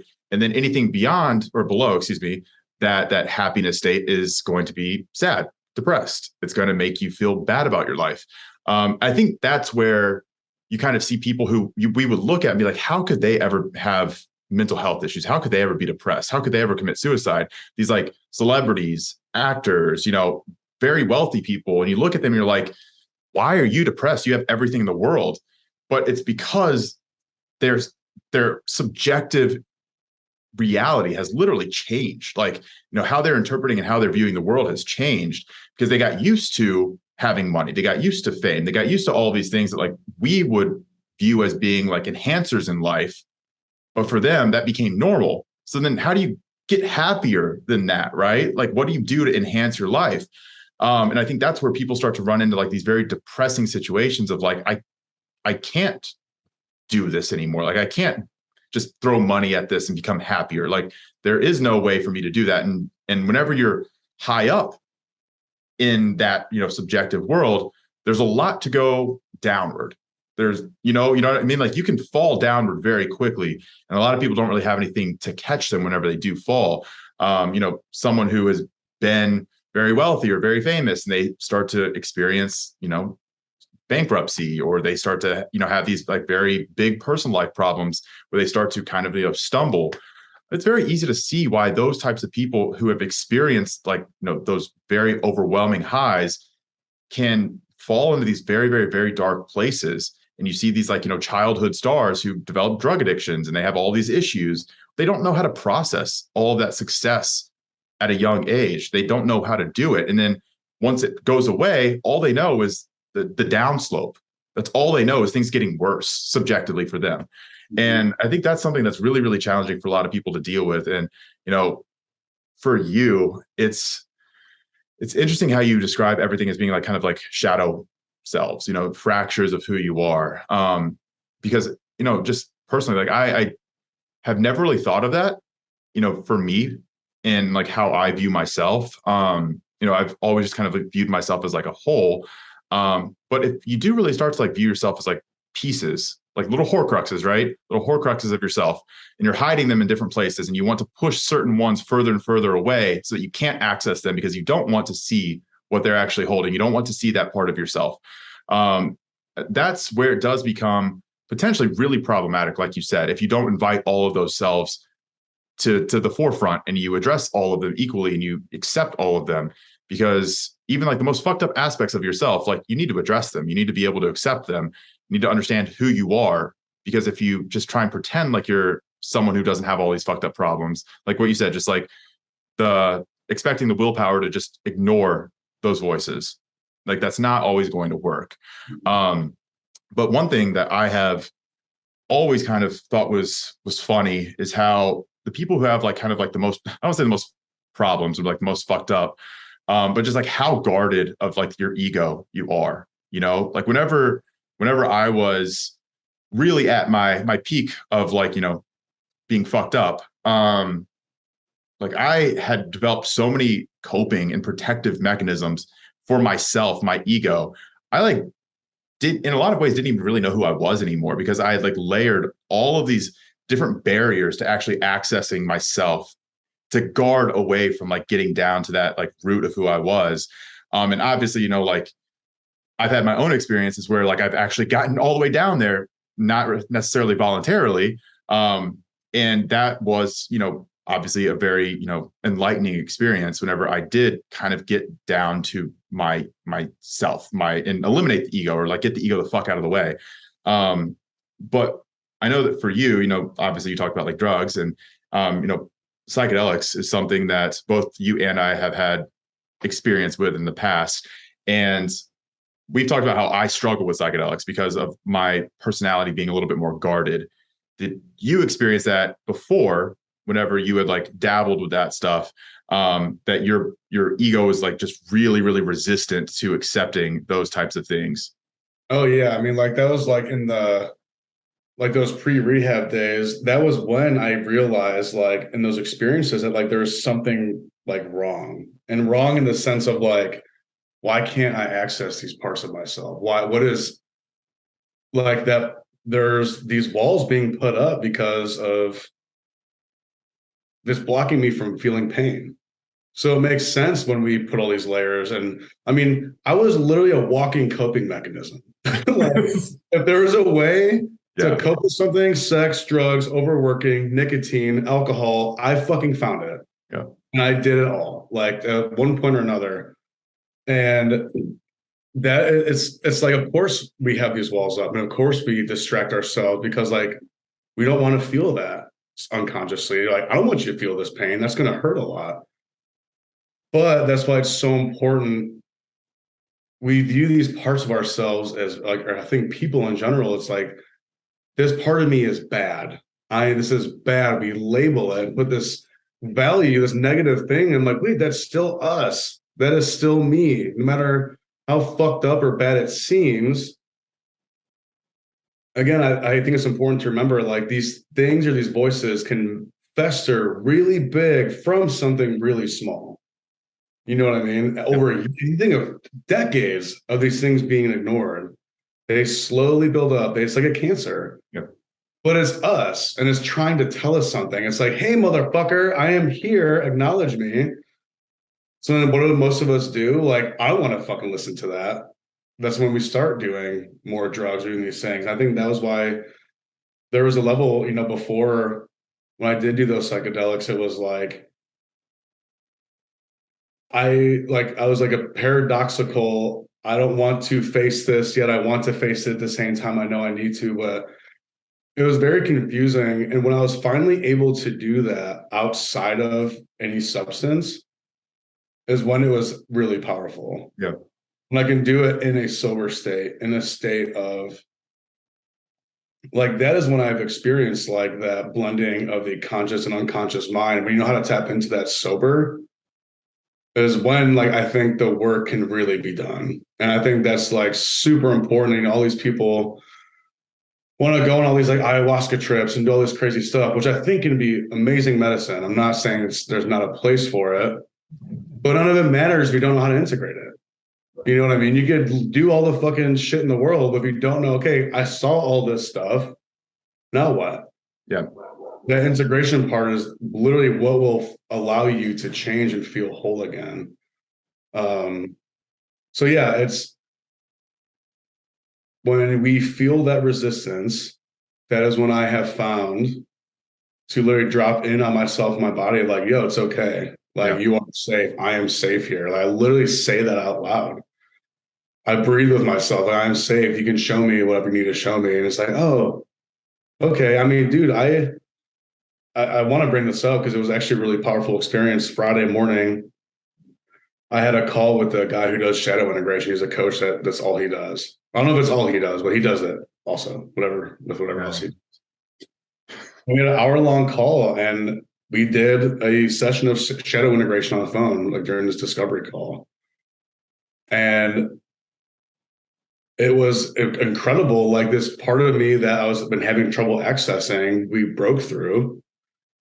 And I literally like almost like wept on this fucking Zoom call because this part of me was finally acknowledged. I'm like crying in front of this dude. He made me feel very safe to do so, obviously. And it was very emotionally taxing. But even throughout the day, as it was going on, I felt so much peace within myself. Like, I was just like, I wasn't happy. I wasn't anything. I felt like I was nothing. And it felt so good. And I remember I literally was sitting at the counter, and I just like this feeling that I had of like this compassion and love for myself was so confusing. yeah. I was so confused. I'm like, what is this? This feels good. I shouldn't be feeling good. I'm not worthy of feeling good. I'm like, wait, yes, I am. And I literally went on the couch and like because Kelly was there and she held a space for me to let me unload all this stuff. Yeah. And I literally cried in her lap on the couch because these parts of me were finally like, thank you for fucking looking at me. You know what I mean? It's such a powerful part of this work that I think is very important. And like, just for clarity, like you mentioned, like you did some like shadow integration work with this guy on a Zoom call. Like, what would something like that look like? Because I mean, you obviously you don't have to say everything because that's probably like his like, proprietary coaching information. But because I'm very curious. Like, I don't really know what something like that would entail. Is it mostly just like talk therapy? Is it something like you're actually doing? Is it breath work? Like, if you could just give a little bit of detail and insight there. Yeah. So it was nice because those were all questions that I had too. And I understand shadow work. I understand how this mind stuff. I shouldn't say I understand it all. That's not what I'm trying to say. My understanding is growing for all this stuff. Yeah. So things make sense to me, but I'm like, how do I actually integrate it? Yeah. I don't know what that means. So it really is like there is like a framework or structure that has been created by some people out there that have like figured this out for themselves. A lot of it's from like Carl Jung's work and his teachings, but it really is like creating a vision for yourself, right? Where do I want to see myself in any period of time? Probably something closer, right? It's like, okay, what is blocking me? Like, do I feel like is blocking me from this vision? And that's when you learn to do some breath work to drop your body from a sympathetic to parasympathetic state. You learn to do a body scan. Am I relaxed everywhere? And you sit and you think, like, what is this thing that's blocking me from fulfilling this vision? And you just literally sit in quiet and you listen to yourself. Am I feeling shame? Am I feeling unworthy? What is it that's coming up for you? Okay, what is it? And then you ask yourself, hey, like, I hear you're feeling some kind of shame or unworthiness. Like, I'm here to listen. What is it that you have to tell me? And it could be like, oh, well, I'm afraid if I do, like, say I want to make $1 million and be geographically and financially free. It's like, well, I feel like I'm unworthy of that. And like, that doesn't feel very safe out there. That's unknown. You're safe here. This is comfortable. And so, well, why do you feel unsafe? And you ask these questions and it's like, one thing will come. You're like, oh, that makes sense. And then all of a sudden, when you give your mind that opportunity to experience you facing it and that neutrality, it's like this door opens to the subconscious and these things start coming out. These voices, which I've been led to believe is literally my soul telling me my truth. All the chatter that I usually hear is not there. Yeah. And I know it's my truth because I have physical manifestations. Literally, I've noticed as I've been doing this, I'll either cry or I get like really intense goosebumps when I like hear this. And I'm like, oh my God, that makes like you have this innate feeling like this makes so much sense. This is what has been. So like, it's literally like, you can feel, it'll be, oh, well, there's this thing, right? You feel unsafe going into the unknown to be this millionaire. That sounds scary and you know how to get there. But then like, that's just a surface level thing. Then you start going down and like these layers start being peeled back where it's like, for example, this didn't happen to me. It was like, oh, remember when you had these teachers that said you wouldn't amount to anything when you were a kid for like all of your grade? Like, so then you believed it yourself. And it's like, oh, I've been made to believe that I'm not worthy of any of this stuff because these people told me that. And it's like, oh, okay. It makes sense as to why my mind would try and protect me from that because I don't think I'm worthy of it. But now I know where it came from. And now I can retell that, tell myself, hey, dude, I got you. You are worthy of all this shit. You can do this stuff. That was told to you, and they don't fucking know you. You got your back. Their voices don't matter. And then you're like, yeah, I do got that. And then you can literally feel it. It might not even happen that day. Yeah. But you do that over and over again, and you feel like you just like feel it in your bones. It's like you feel like in every cell of your body, like, no, I can fucking do this. And when you do that or practice it, slowly, because I did it way too quickly. Like I try to unearth all this stuff way too fast, which I like, can be very negative for your mental health. Just your mind will only let you uncover so much. Yep. And it has those protective mechanisms to make you stop. Yeah. So it's like listening to yourself when like I'm getting to a point where something might be really challenging and my mind starts going. I'm like, oh, it's trying to protect me. It's done. It's done with this right now. I'm like, hey, I literally will tell myself, and even this guy told me the same thing, which was crazy when he said, he's all right, if you feel like this resistance, tell this part of yourself, hey, thank you so much for showing me and sharing this with me. I've got your back. I'm going to be back later. And I love you. Like literally, and like give yourself a fucking hug. I love you. Thank you for showing me that. And it might sound corny, but your subconscious is listening. And then you feel that like, oh my God, I just acknowledged this part of myself that I've deemed to be bad or have been ignoring for so long. And it's like, that's when you start to feel that integrative process of like, now I know, like you have this belief, like, no, I am worthy of this. And I actually believe it and you know it. So it's kind of like when you do that, that's how I've learned for myself to take things just as they come. Instead of trying to bulldoze my way down to my subconscious like an excavator, just have that conversation with yourself. What do I want to envision? What's blocking me? And I'm just going to ask questions from there. And show yourself nothing but love and gentleness. You know what I mean? Yeah. In our brains, our minds are very powerful. And I think that, I personally have understood that for quite a while with my own mind and brain, because sometimes like I've gotten to places where like I actually get a little bit like scared as like, I don't know if I want to go any further than this and like try and uncover certain things that my brain might be protecting me from, because I'm not sure if I really want to see what's on the other side of this, and like we talked about, pretty much about this entire thing is like our brains protect ourselves. Like they protect us, they protect our egos, they protect every aspect of who we are in different ways. Sometimes it's literally suppressing memories.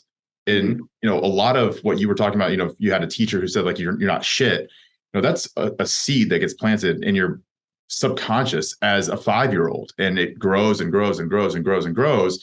And it's just feeling and feeding off of like these subtle validations to that statement.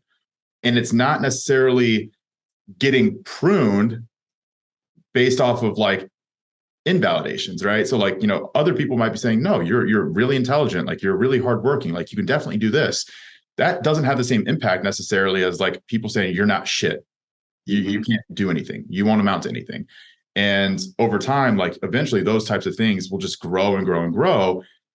And you don't understand why you're acting the way that you are, because this aspect of yourself has been basically created from a seed that was laid whenever you're 5 years old, and you don't remember it. Like, why would you remember something that was said to you in passing as a 5-year-old, But one thing that I think we can both relate to is like a lot of people don't really understand like the impact of like something that a simple statement will have on someone, right? Like for the good and the bad, like there are times whenever, I've been really struggling with my own mental health, like in a really dark place, where like someone just showed up and was like, you know what, like you can do this. I believe in you. Like that statement itself would have had such a powerful effect on me, like for the good, right? But by that same token, if someone would have showed up in that moment and been like, you're not shit, you won't ever be shit, like that's the difference between someone literally might do something bad, and not a lot of people really understand the impact that very, very small or seemingly small things can have on someone moving forward.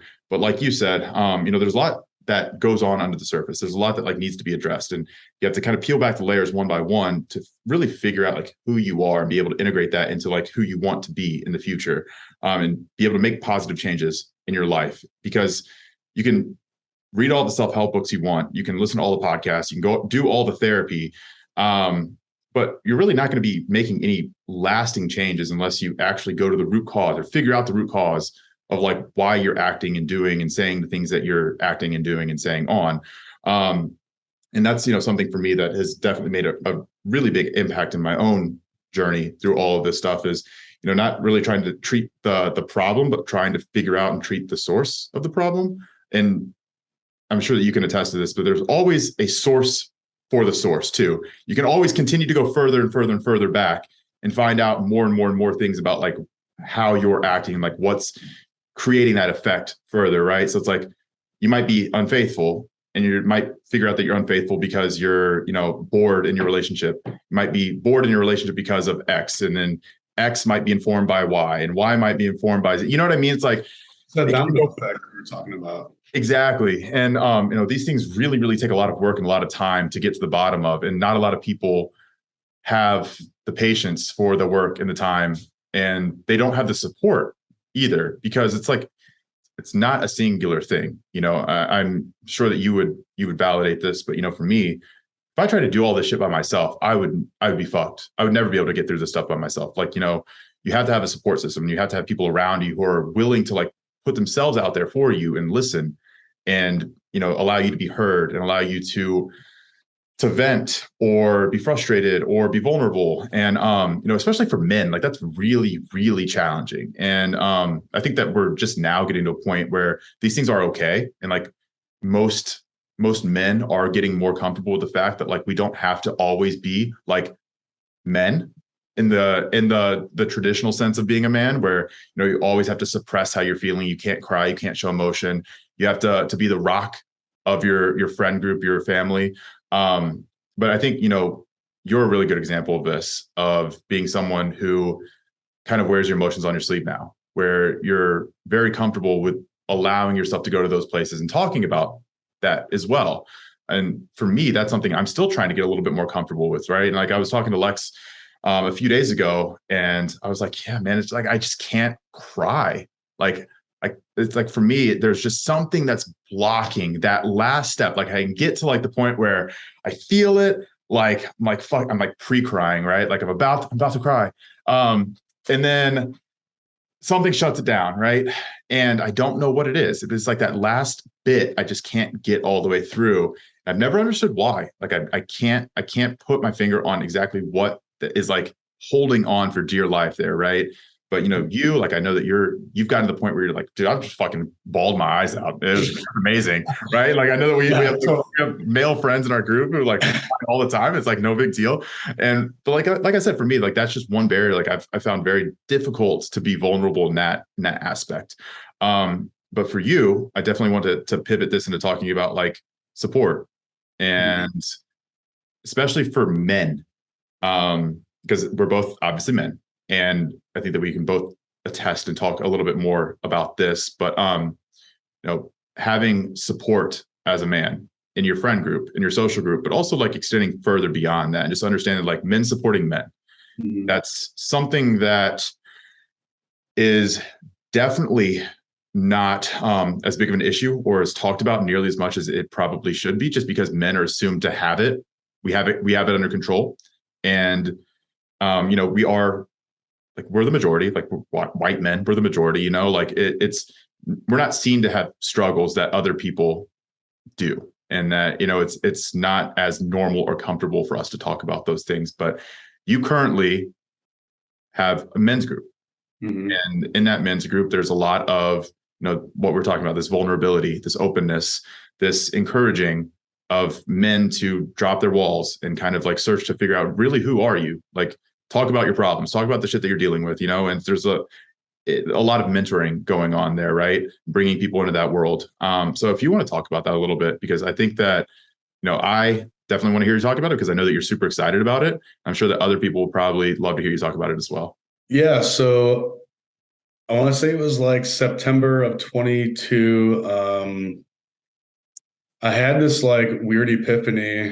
Like I've always wanted to like work with men to some capacity, and I didn't really know what that looked like. I've been thinking about it since I got out of rehab. Maybe I like should start a podcast. How can I help other guys? I want to help men, whatever the fuck that looks like. And it made me think like, well, what is it that helps guys? And I remembered like when I was in rehab, there was 35 other dudes. I think there was a woman there too. The majority was a bunch of guys. And I'm like, what made that? What created like the fertile soil for all of us to like get this groundwork done so quickly in such a short amount of time? Like to have only 35 days to like, slice through yourself. What was it that like got us there efficiently? And I remember thinking about it, I'm like, it was literally watching, because it was amazing. You see guys like, if you were in like week 4 or 5 of rehab, you're like, a veteran rehab patient. So you see all the guys that are fresh, that are really anxious, they're really apprehensive. And the only way, like the best way you could help them, like, yeah, obviously get them, hey man, I'm proud of you for making the choice to come here. I'm proud of you for wanting better, blah, blah, blah. But I think the best way you could help them was by opening up yourself. Because when guys would hear shit that I would say in a class or like a group that we had, that was like kind of edgy, or like things like, oh, like shit, we're going there. Now all of a sudden they'd be like, thought I was the only one that thought that way. Here's my experience. And all of a sudden now they're just like cracking their hearts open to all these people they don't fucking know. Yeah. And they feel okay. They feel safe. And that's why I hate that the term like safe space has been so bastardized by fucking, baby boomers for us snowflakes. Like, oh, you need your safe spaces. Well, to be fair, you guys fucked this up enough to fuck up. If we're going to get real about it. Right. But it's like, no, like truly, guys do not feel safe being vulnerable because of societal standards. If you don't be a pussy, don't fucking cry, you're weak, blah, blah, blah. When in reality, like all the guys that are saying that are doing so out of fear because they're afraid of being seen and being judged for who they are and what they're feeling. So when you can kind of realize that, wait, what the fuck? No, that doesn't make any sense. What if we created a space for guys, like outside of a rehab setting? Like I want guys to have to go to rehab and leave their lives to experience this. So when you create a literal space in person, it can happen on like Zoom and stuff too, but I really love the in-person togetherness, like feeling each other's like energies and vibes, whatever.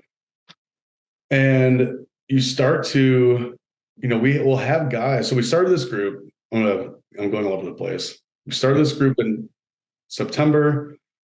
I just started going on hikes together with other dudes. The weather got shitty, so we started having it indoors when we started sitting in a circle, which we realized how important that was. Sitting in a circle, facing each other, looking each other in the eye, was like, and sitting without distractions, like not walking through some trail, which can be very therapeutic in itself, obviously, but no distractions. Guys' walls were just getting fucking obliterated. Yeah. Like guys would come in not knowing any of us because, like, there's a handful of our friends that are in it. So it's easy for us to be more comfortable. But it's even then, though, sometimes it's almost because you're friends with these guys and you've been friends for so long and you're like, they don't know actually a lot about me. There's a level of apprehension that comes with that. But it's really cool when you see guys coming in that don't know anybody. They're sitting there and they're all like apprehensive and like kind of, face away. Their nose is sweating. They're super uptight. And we just are obviously very welcoming. We do a little bit of breath work together to calm ourselves down and get on the same wavelength. And then as we start talking and opening up and being extremely raw, being very vulnerable, they're like, wait, this bald, tatted up dude is crying in front of me or saying whatever the fuck in front of me. He's not getting ridiculed. He's actually okay. He's actually not even just not getting ridiculed, but he's actually being supported. Yeah. It's confusing as fuck. Like, I experienced the same thing. I'm like, wait, what? Like, blah, blah, blah. My brain can't comprehend what I'm actually witnessing. So it's amazing and so fulfilling when we have these groups. We like meet up twice a month at someone's house, and we have like 2-hour meetings that have some light structure to them. But like, when you can see guys go from this level of guarded apprehension to like relaxed, they're not sweating, they're opening up, they're like, I never thought anyone else thought this shit. I never thought you had this fucking voice in your head, or whatever the fuck it may be. And now they're like, so many of them are like, I didn't even want to come to this. I didn't even want to open up. I was going to come and not talk. And every single time someone has said that, we've never had anyone not participate. And we don't force you. We just let you be. And then when it comes to your turn to talk and you want to or don't, then we just do it. But it's amazing how we've never like required that, but everyone who says it didn't want to does. Because we created a safe container for them to do that. It's confidential. It's free of judgment. Like, we have ground rules that's set in place. Like, don't be on your phone. Don't talk about this outside of here. Like, this is like, it really is like a sacred space. And allowing guys to give them we give each other power to feel like we can face these challenges that we have internally. And like, that is like so fucking important for men that can be leaders, like truthful leaders in themselves, like not doing it from an egoic expression, but doing it from a place of truth and love and understanding, because they feel so safe being themselves now. Because eventually they do it enough to where they're like, I can do this now in the real world. I can do it outside of these groups. And I feel like the world really needs that. Like, we have a lot of really fucked up leaders, or like, look at the male suicide rates. White men, like, the statistics are awful. I mean, I think even just for some of the fire departments around here, there have been like 5 guys commit suicide in the last like 6 months to a year. And it's like, okay, guys, obviously what we were doing wasn't working, of this like, shut up, don't be a pussy, because that's why we all drink and do drugs and distract ourselves. What if we created this thing instead? So it's just really, I can't even put into words really the feelings that you get from it, other than it is like really fucking necessary. Like, if in a perfect world, if I could just like not worry about money, I would pour my heart and soul into this and help as many people as possible, because like, the world needs more self-led men, and we're trying to give men the tools and the support. Like, hey, you are this leader. You can step up and be this part or this person that you want to be. We can show you your blind spots. We can give you the support that you can't find in yourself. Kind of like what we were talking about when we were in a really shitty place. Those people that gathered around us, like the lone wolf mentality doesn't really work the greatest, I don't think, in my opinion. When we have a tribe that we feel in our heart is actually there for us, not like, when you have like those friendships when it's more transactional, like they're there for you when like they want something convenient. When it's convenient. Yep. Like, when you can feel that from other people, like, I don't give a fuck what you do, who you are, what your orientation is, none of that shit. When it's like a legitimate, like, heart-opening, soul-to-soul connection with other dudes, like every time after these meetings, like we do emotional labeling before and after the meetings, right? Before we start, give me 3 words to describe your current state. Then we do it again after. After when you see the words after, it's fucking amazing hearing guys. They're like, I feel so grounded. I feel connected. I feel very regulated, very aligned. Because like they got an opportunity to like take those walls down and show their truth. That's how we should be living, is through our truth. So like doing it in this, being able to show guys that is like fucking dope. And Yeah. I could keep rambling on about it forever, but I hope that my point came across of like, it's really fucking awesome. And I just feel like the more I see these types of things popping up, I get like really excited. I'm like, cool, people are realizing this.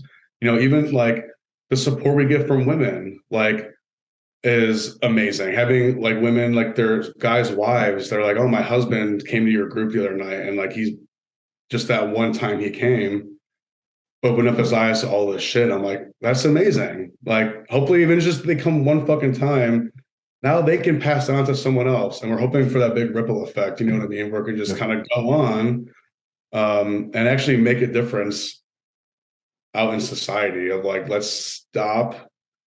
Like, we need to finally like take that stigma of men and mental health and just be like, yeah, we're done with that shit. And I think our generation is 100% on that train, like full force. Yeah, we definitely will. And like our generation has our own fucking problems that we are going to have to address. But I think that that's one thing that we're probably going to get right. We're going to drop a lot of those stigmas. We're going to allow there to be a little bit more openness. And I hate to say it like this, but like fluidity between like what the traditional expectations are between the sexes, you know? And we've seen that actually for a while now with women, where women have these like very high powered, typically masculine jobs or roles. And we've come to expect that or accept it. And it's more normal, right?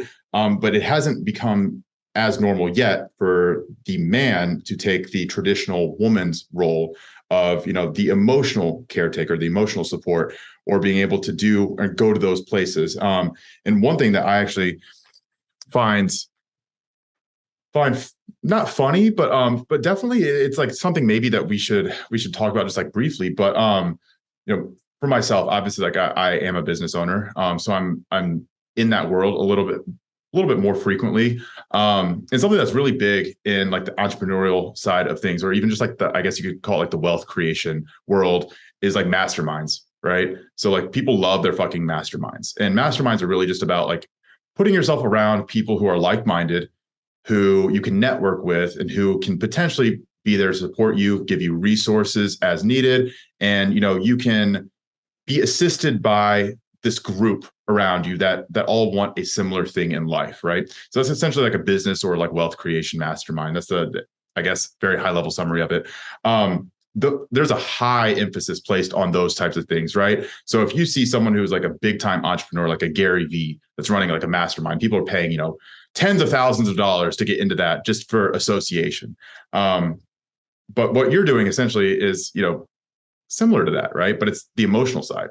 But we really put a high emphasis on calling leaders the business success stories or the financial success stories, or, you know, celebrities who have achieved fame. But we don't really place the same importance yet on people who are in this space, who are leading this charge for like taking care of your emotional well-being, especially as men, right?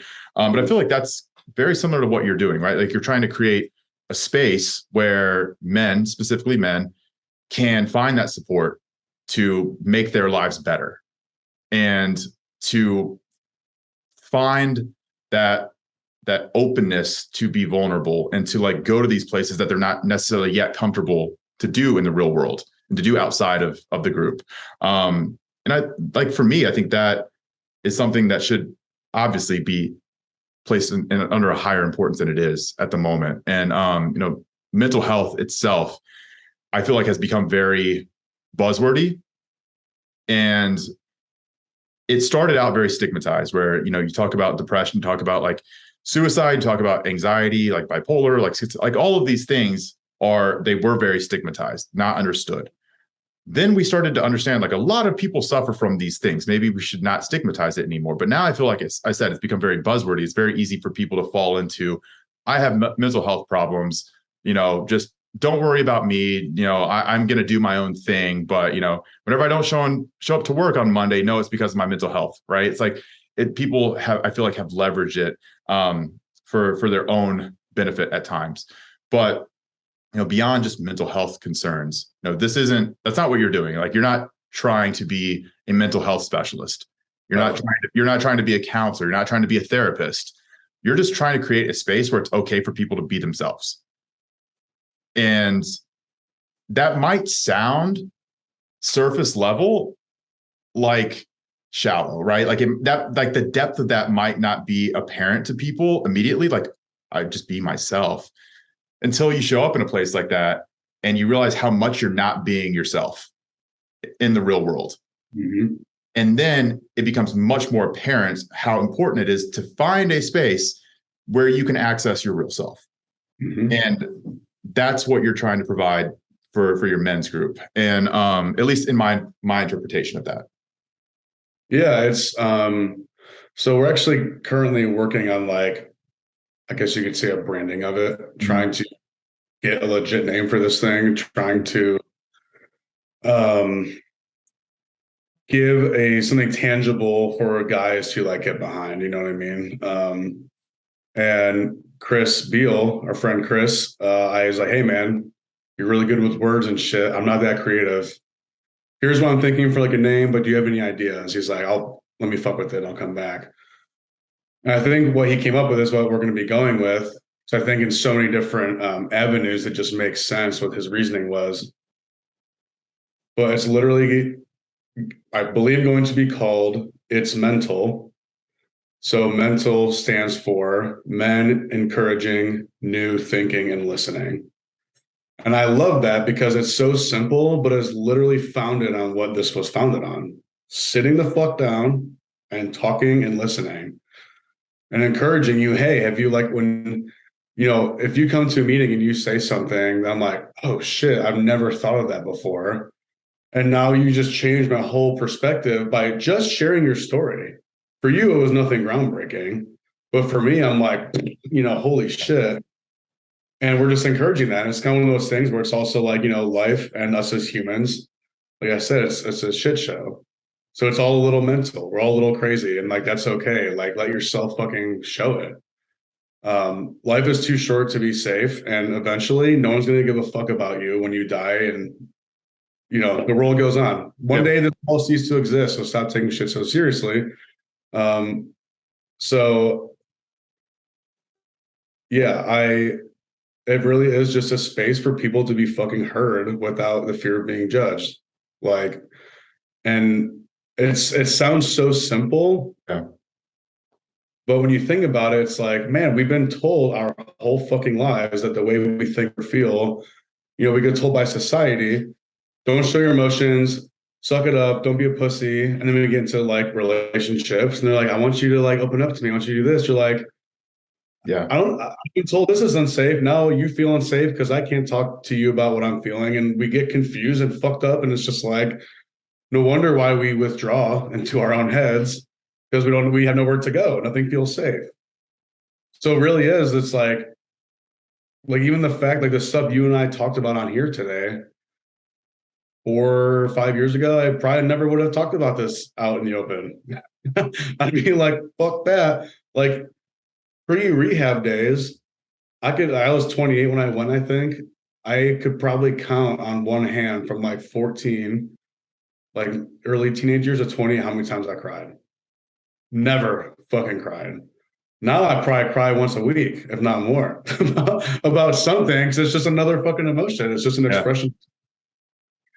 And that feels really good, And I would just want other guys to be able to see that and experience that for themselves, because it's like, it doesn't have to be so heavy and shitty all the time, No, dude, I fucking love that. And right now, where is the men's group in terms of, like, its built outness? So, like, how many people are involved? Like, where are you trying to grow it to? Like, do you have a definitive or capped number? You're like, I don't want to grow it beyond this because I want it to remain a little bit more, like, personal. And I know that this isn't something that you've probably put a lot of time or effort into just yet, but, like, the future of what you're doing currently, you just talked about, you don't even really have a name for it yet. And I don't really know necessarily that this needs a name, like, this isn't really the type of thing that you have to worry so much about, like, the business aspect behind it, right? Because if you're doing it for the right reasons, I know that we talked about this a long time ago, like, just continue to focus on the reasons why you're doing it and like the enjoyment that you find in it, rather than trying to make it something that it shouldn't necessarily be, right? But like, again, where are you currently in terms of like how many people you have involved in this, and like what do you kind of want it to become in an ideal circumstance? Yeah, so it is one of those things, like it's totally free. Obviously, what we're doing right now, it's like we say, the only cost is your time and energy. Which is like the group meetings and stuff, like that's something that I always want to remain that way, because that is the essence of it, in my opinion, of the mission. Right now, it's literally like we have like a email list that has like 40 some people on it. In terms of like the meetings we have, there's not really like, it's pretty much just an open thing. I send an email out, hey, here's times and dates for these next gatherings. If you want to come, great. If not, like, don't feel called to come, then don't. Like, I don't want to force anyone into anything. So it's kind of like right now what we're doing is we have meetings twice a month. We've also been doing somatic breathwork sessions with a woman here in Columbus who has her own, like, I guess, practice, you'd call it. She facilitates breathwork sessions for anyone in our group once a month, like a discounted rate. And so right now, I think this is where it's like, okay, we've been doing this, the foundation is being built. Like I think there needs to be like building something more now. So like we like in terms of like the in-person groups, like more than probably 10 people would probably be too much per group. So what we're hoping is it becomes like, hey, now you do have to like sign up for this meeting. It doesn't cost anything, but we need to keep it like valuable for guys that are coming. Yeah. So whatever gets to that point, hopefully create some kind of plan to be able to have more than 2 meetings a month, but have other people be able to run them. Mm-hmm. So like having, maybe a handful of guys that are interested in this group. So like maybe if they're willing to give a little more, like, hey, this is kind of what I've learned in the men's group stuff that I've been doing. Here's what I think would be good as like I don't want to say curriculum, but some kind of structure or framework that we've been working on to help as many people as we can, which I think we're even open to, creating some kind of Zoom thing. Cause like my mentorship I did was all on Zoom and it was still very powerful. Because again, the whole point is to help as many guys as we can, but without losing the value of it. It's a numbers game to an extent. Yeah. That'll be a numbers game as long as the value is always there. Yeah. Second that starts dropping is when we got to figure something out. Yeah. But obviously we haven't gotten even close to being that big yet. So it's like there's some visions I think that we have for the future of it, but we also, it's like we don't want to put the cart before the horse, but at the same time we need to be thinking about stuff like, what if this does become something big? How are we going to adjust and like pivot from this? And it's cool because the amount of resources I've been exposed to in just Columbus alone for this type of thing and people that are involved in this type of community is like a lot bigger than I knew before getting into this, which is really cool. So I think just tapping into that and like the local community stuff first, I believe will be really important. Because again, like the in-person stuff, I think is the most beneficial.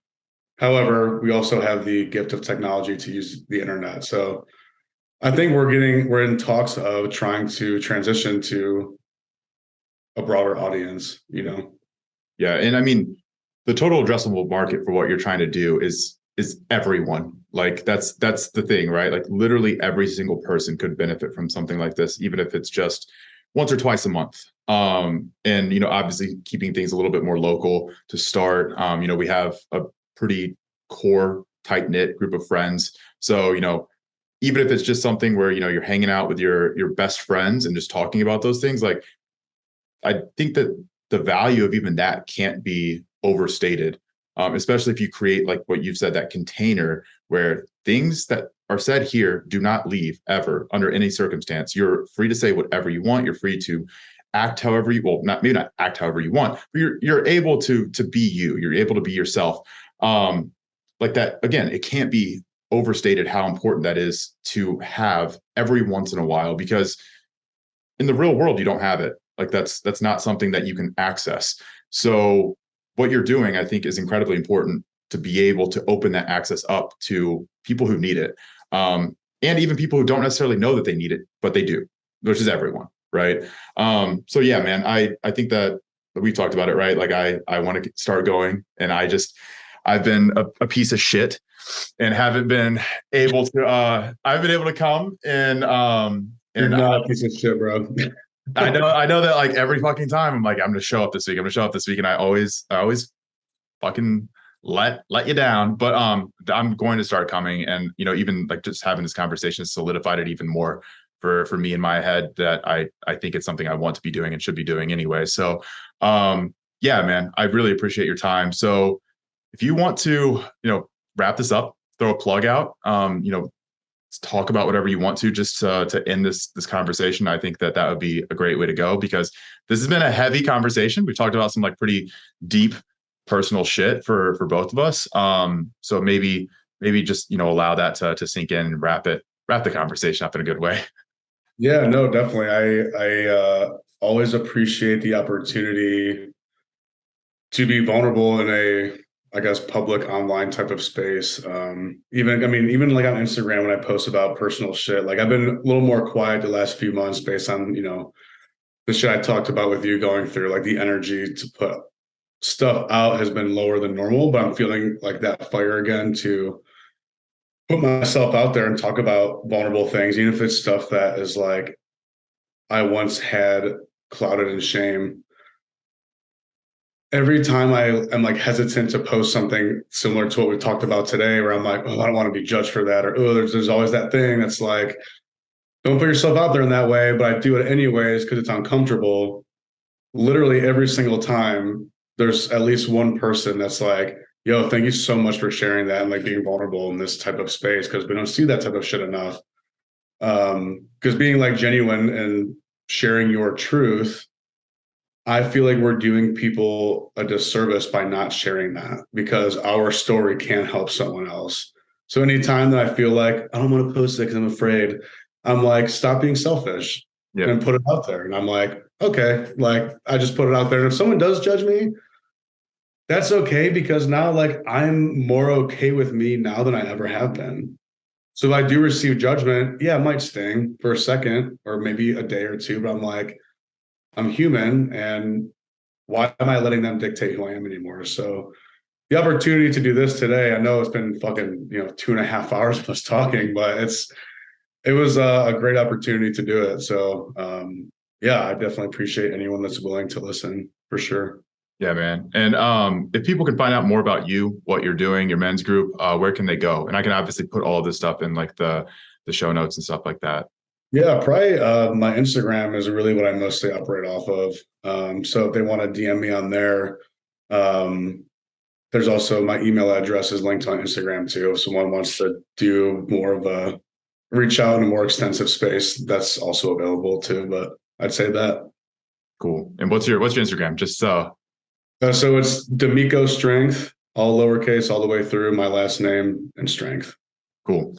All right, man. I really appreciate your time. Thank you so much. It's been an awesome conversation. So probably gonna have to do a part 2 at some point. Yeah, I'm down, dude. All right, man. Have a good day. I'll talk to you later. See you.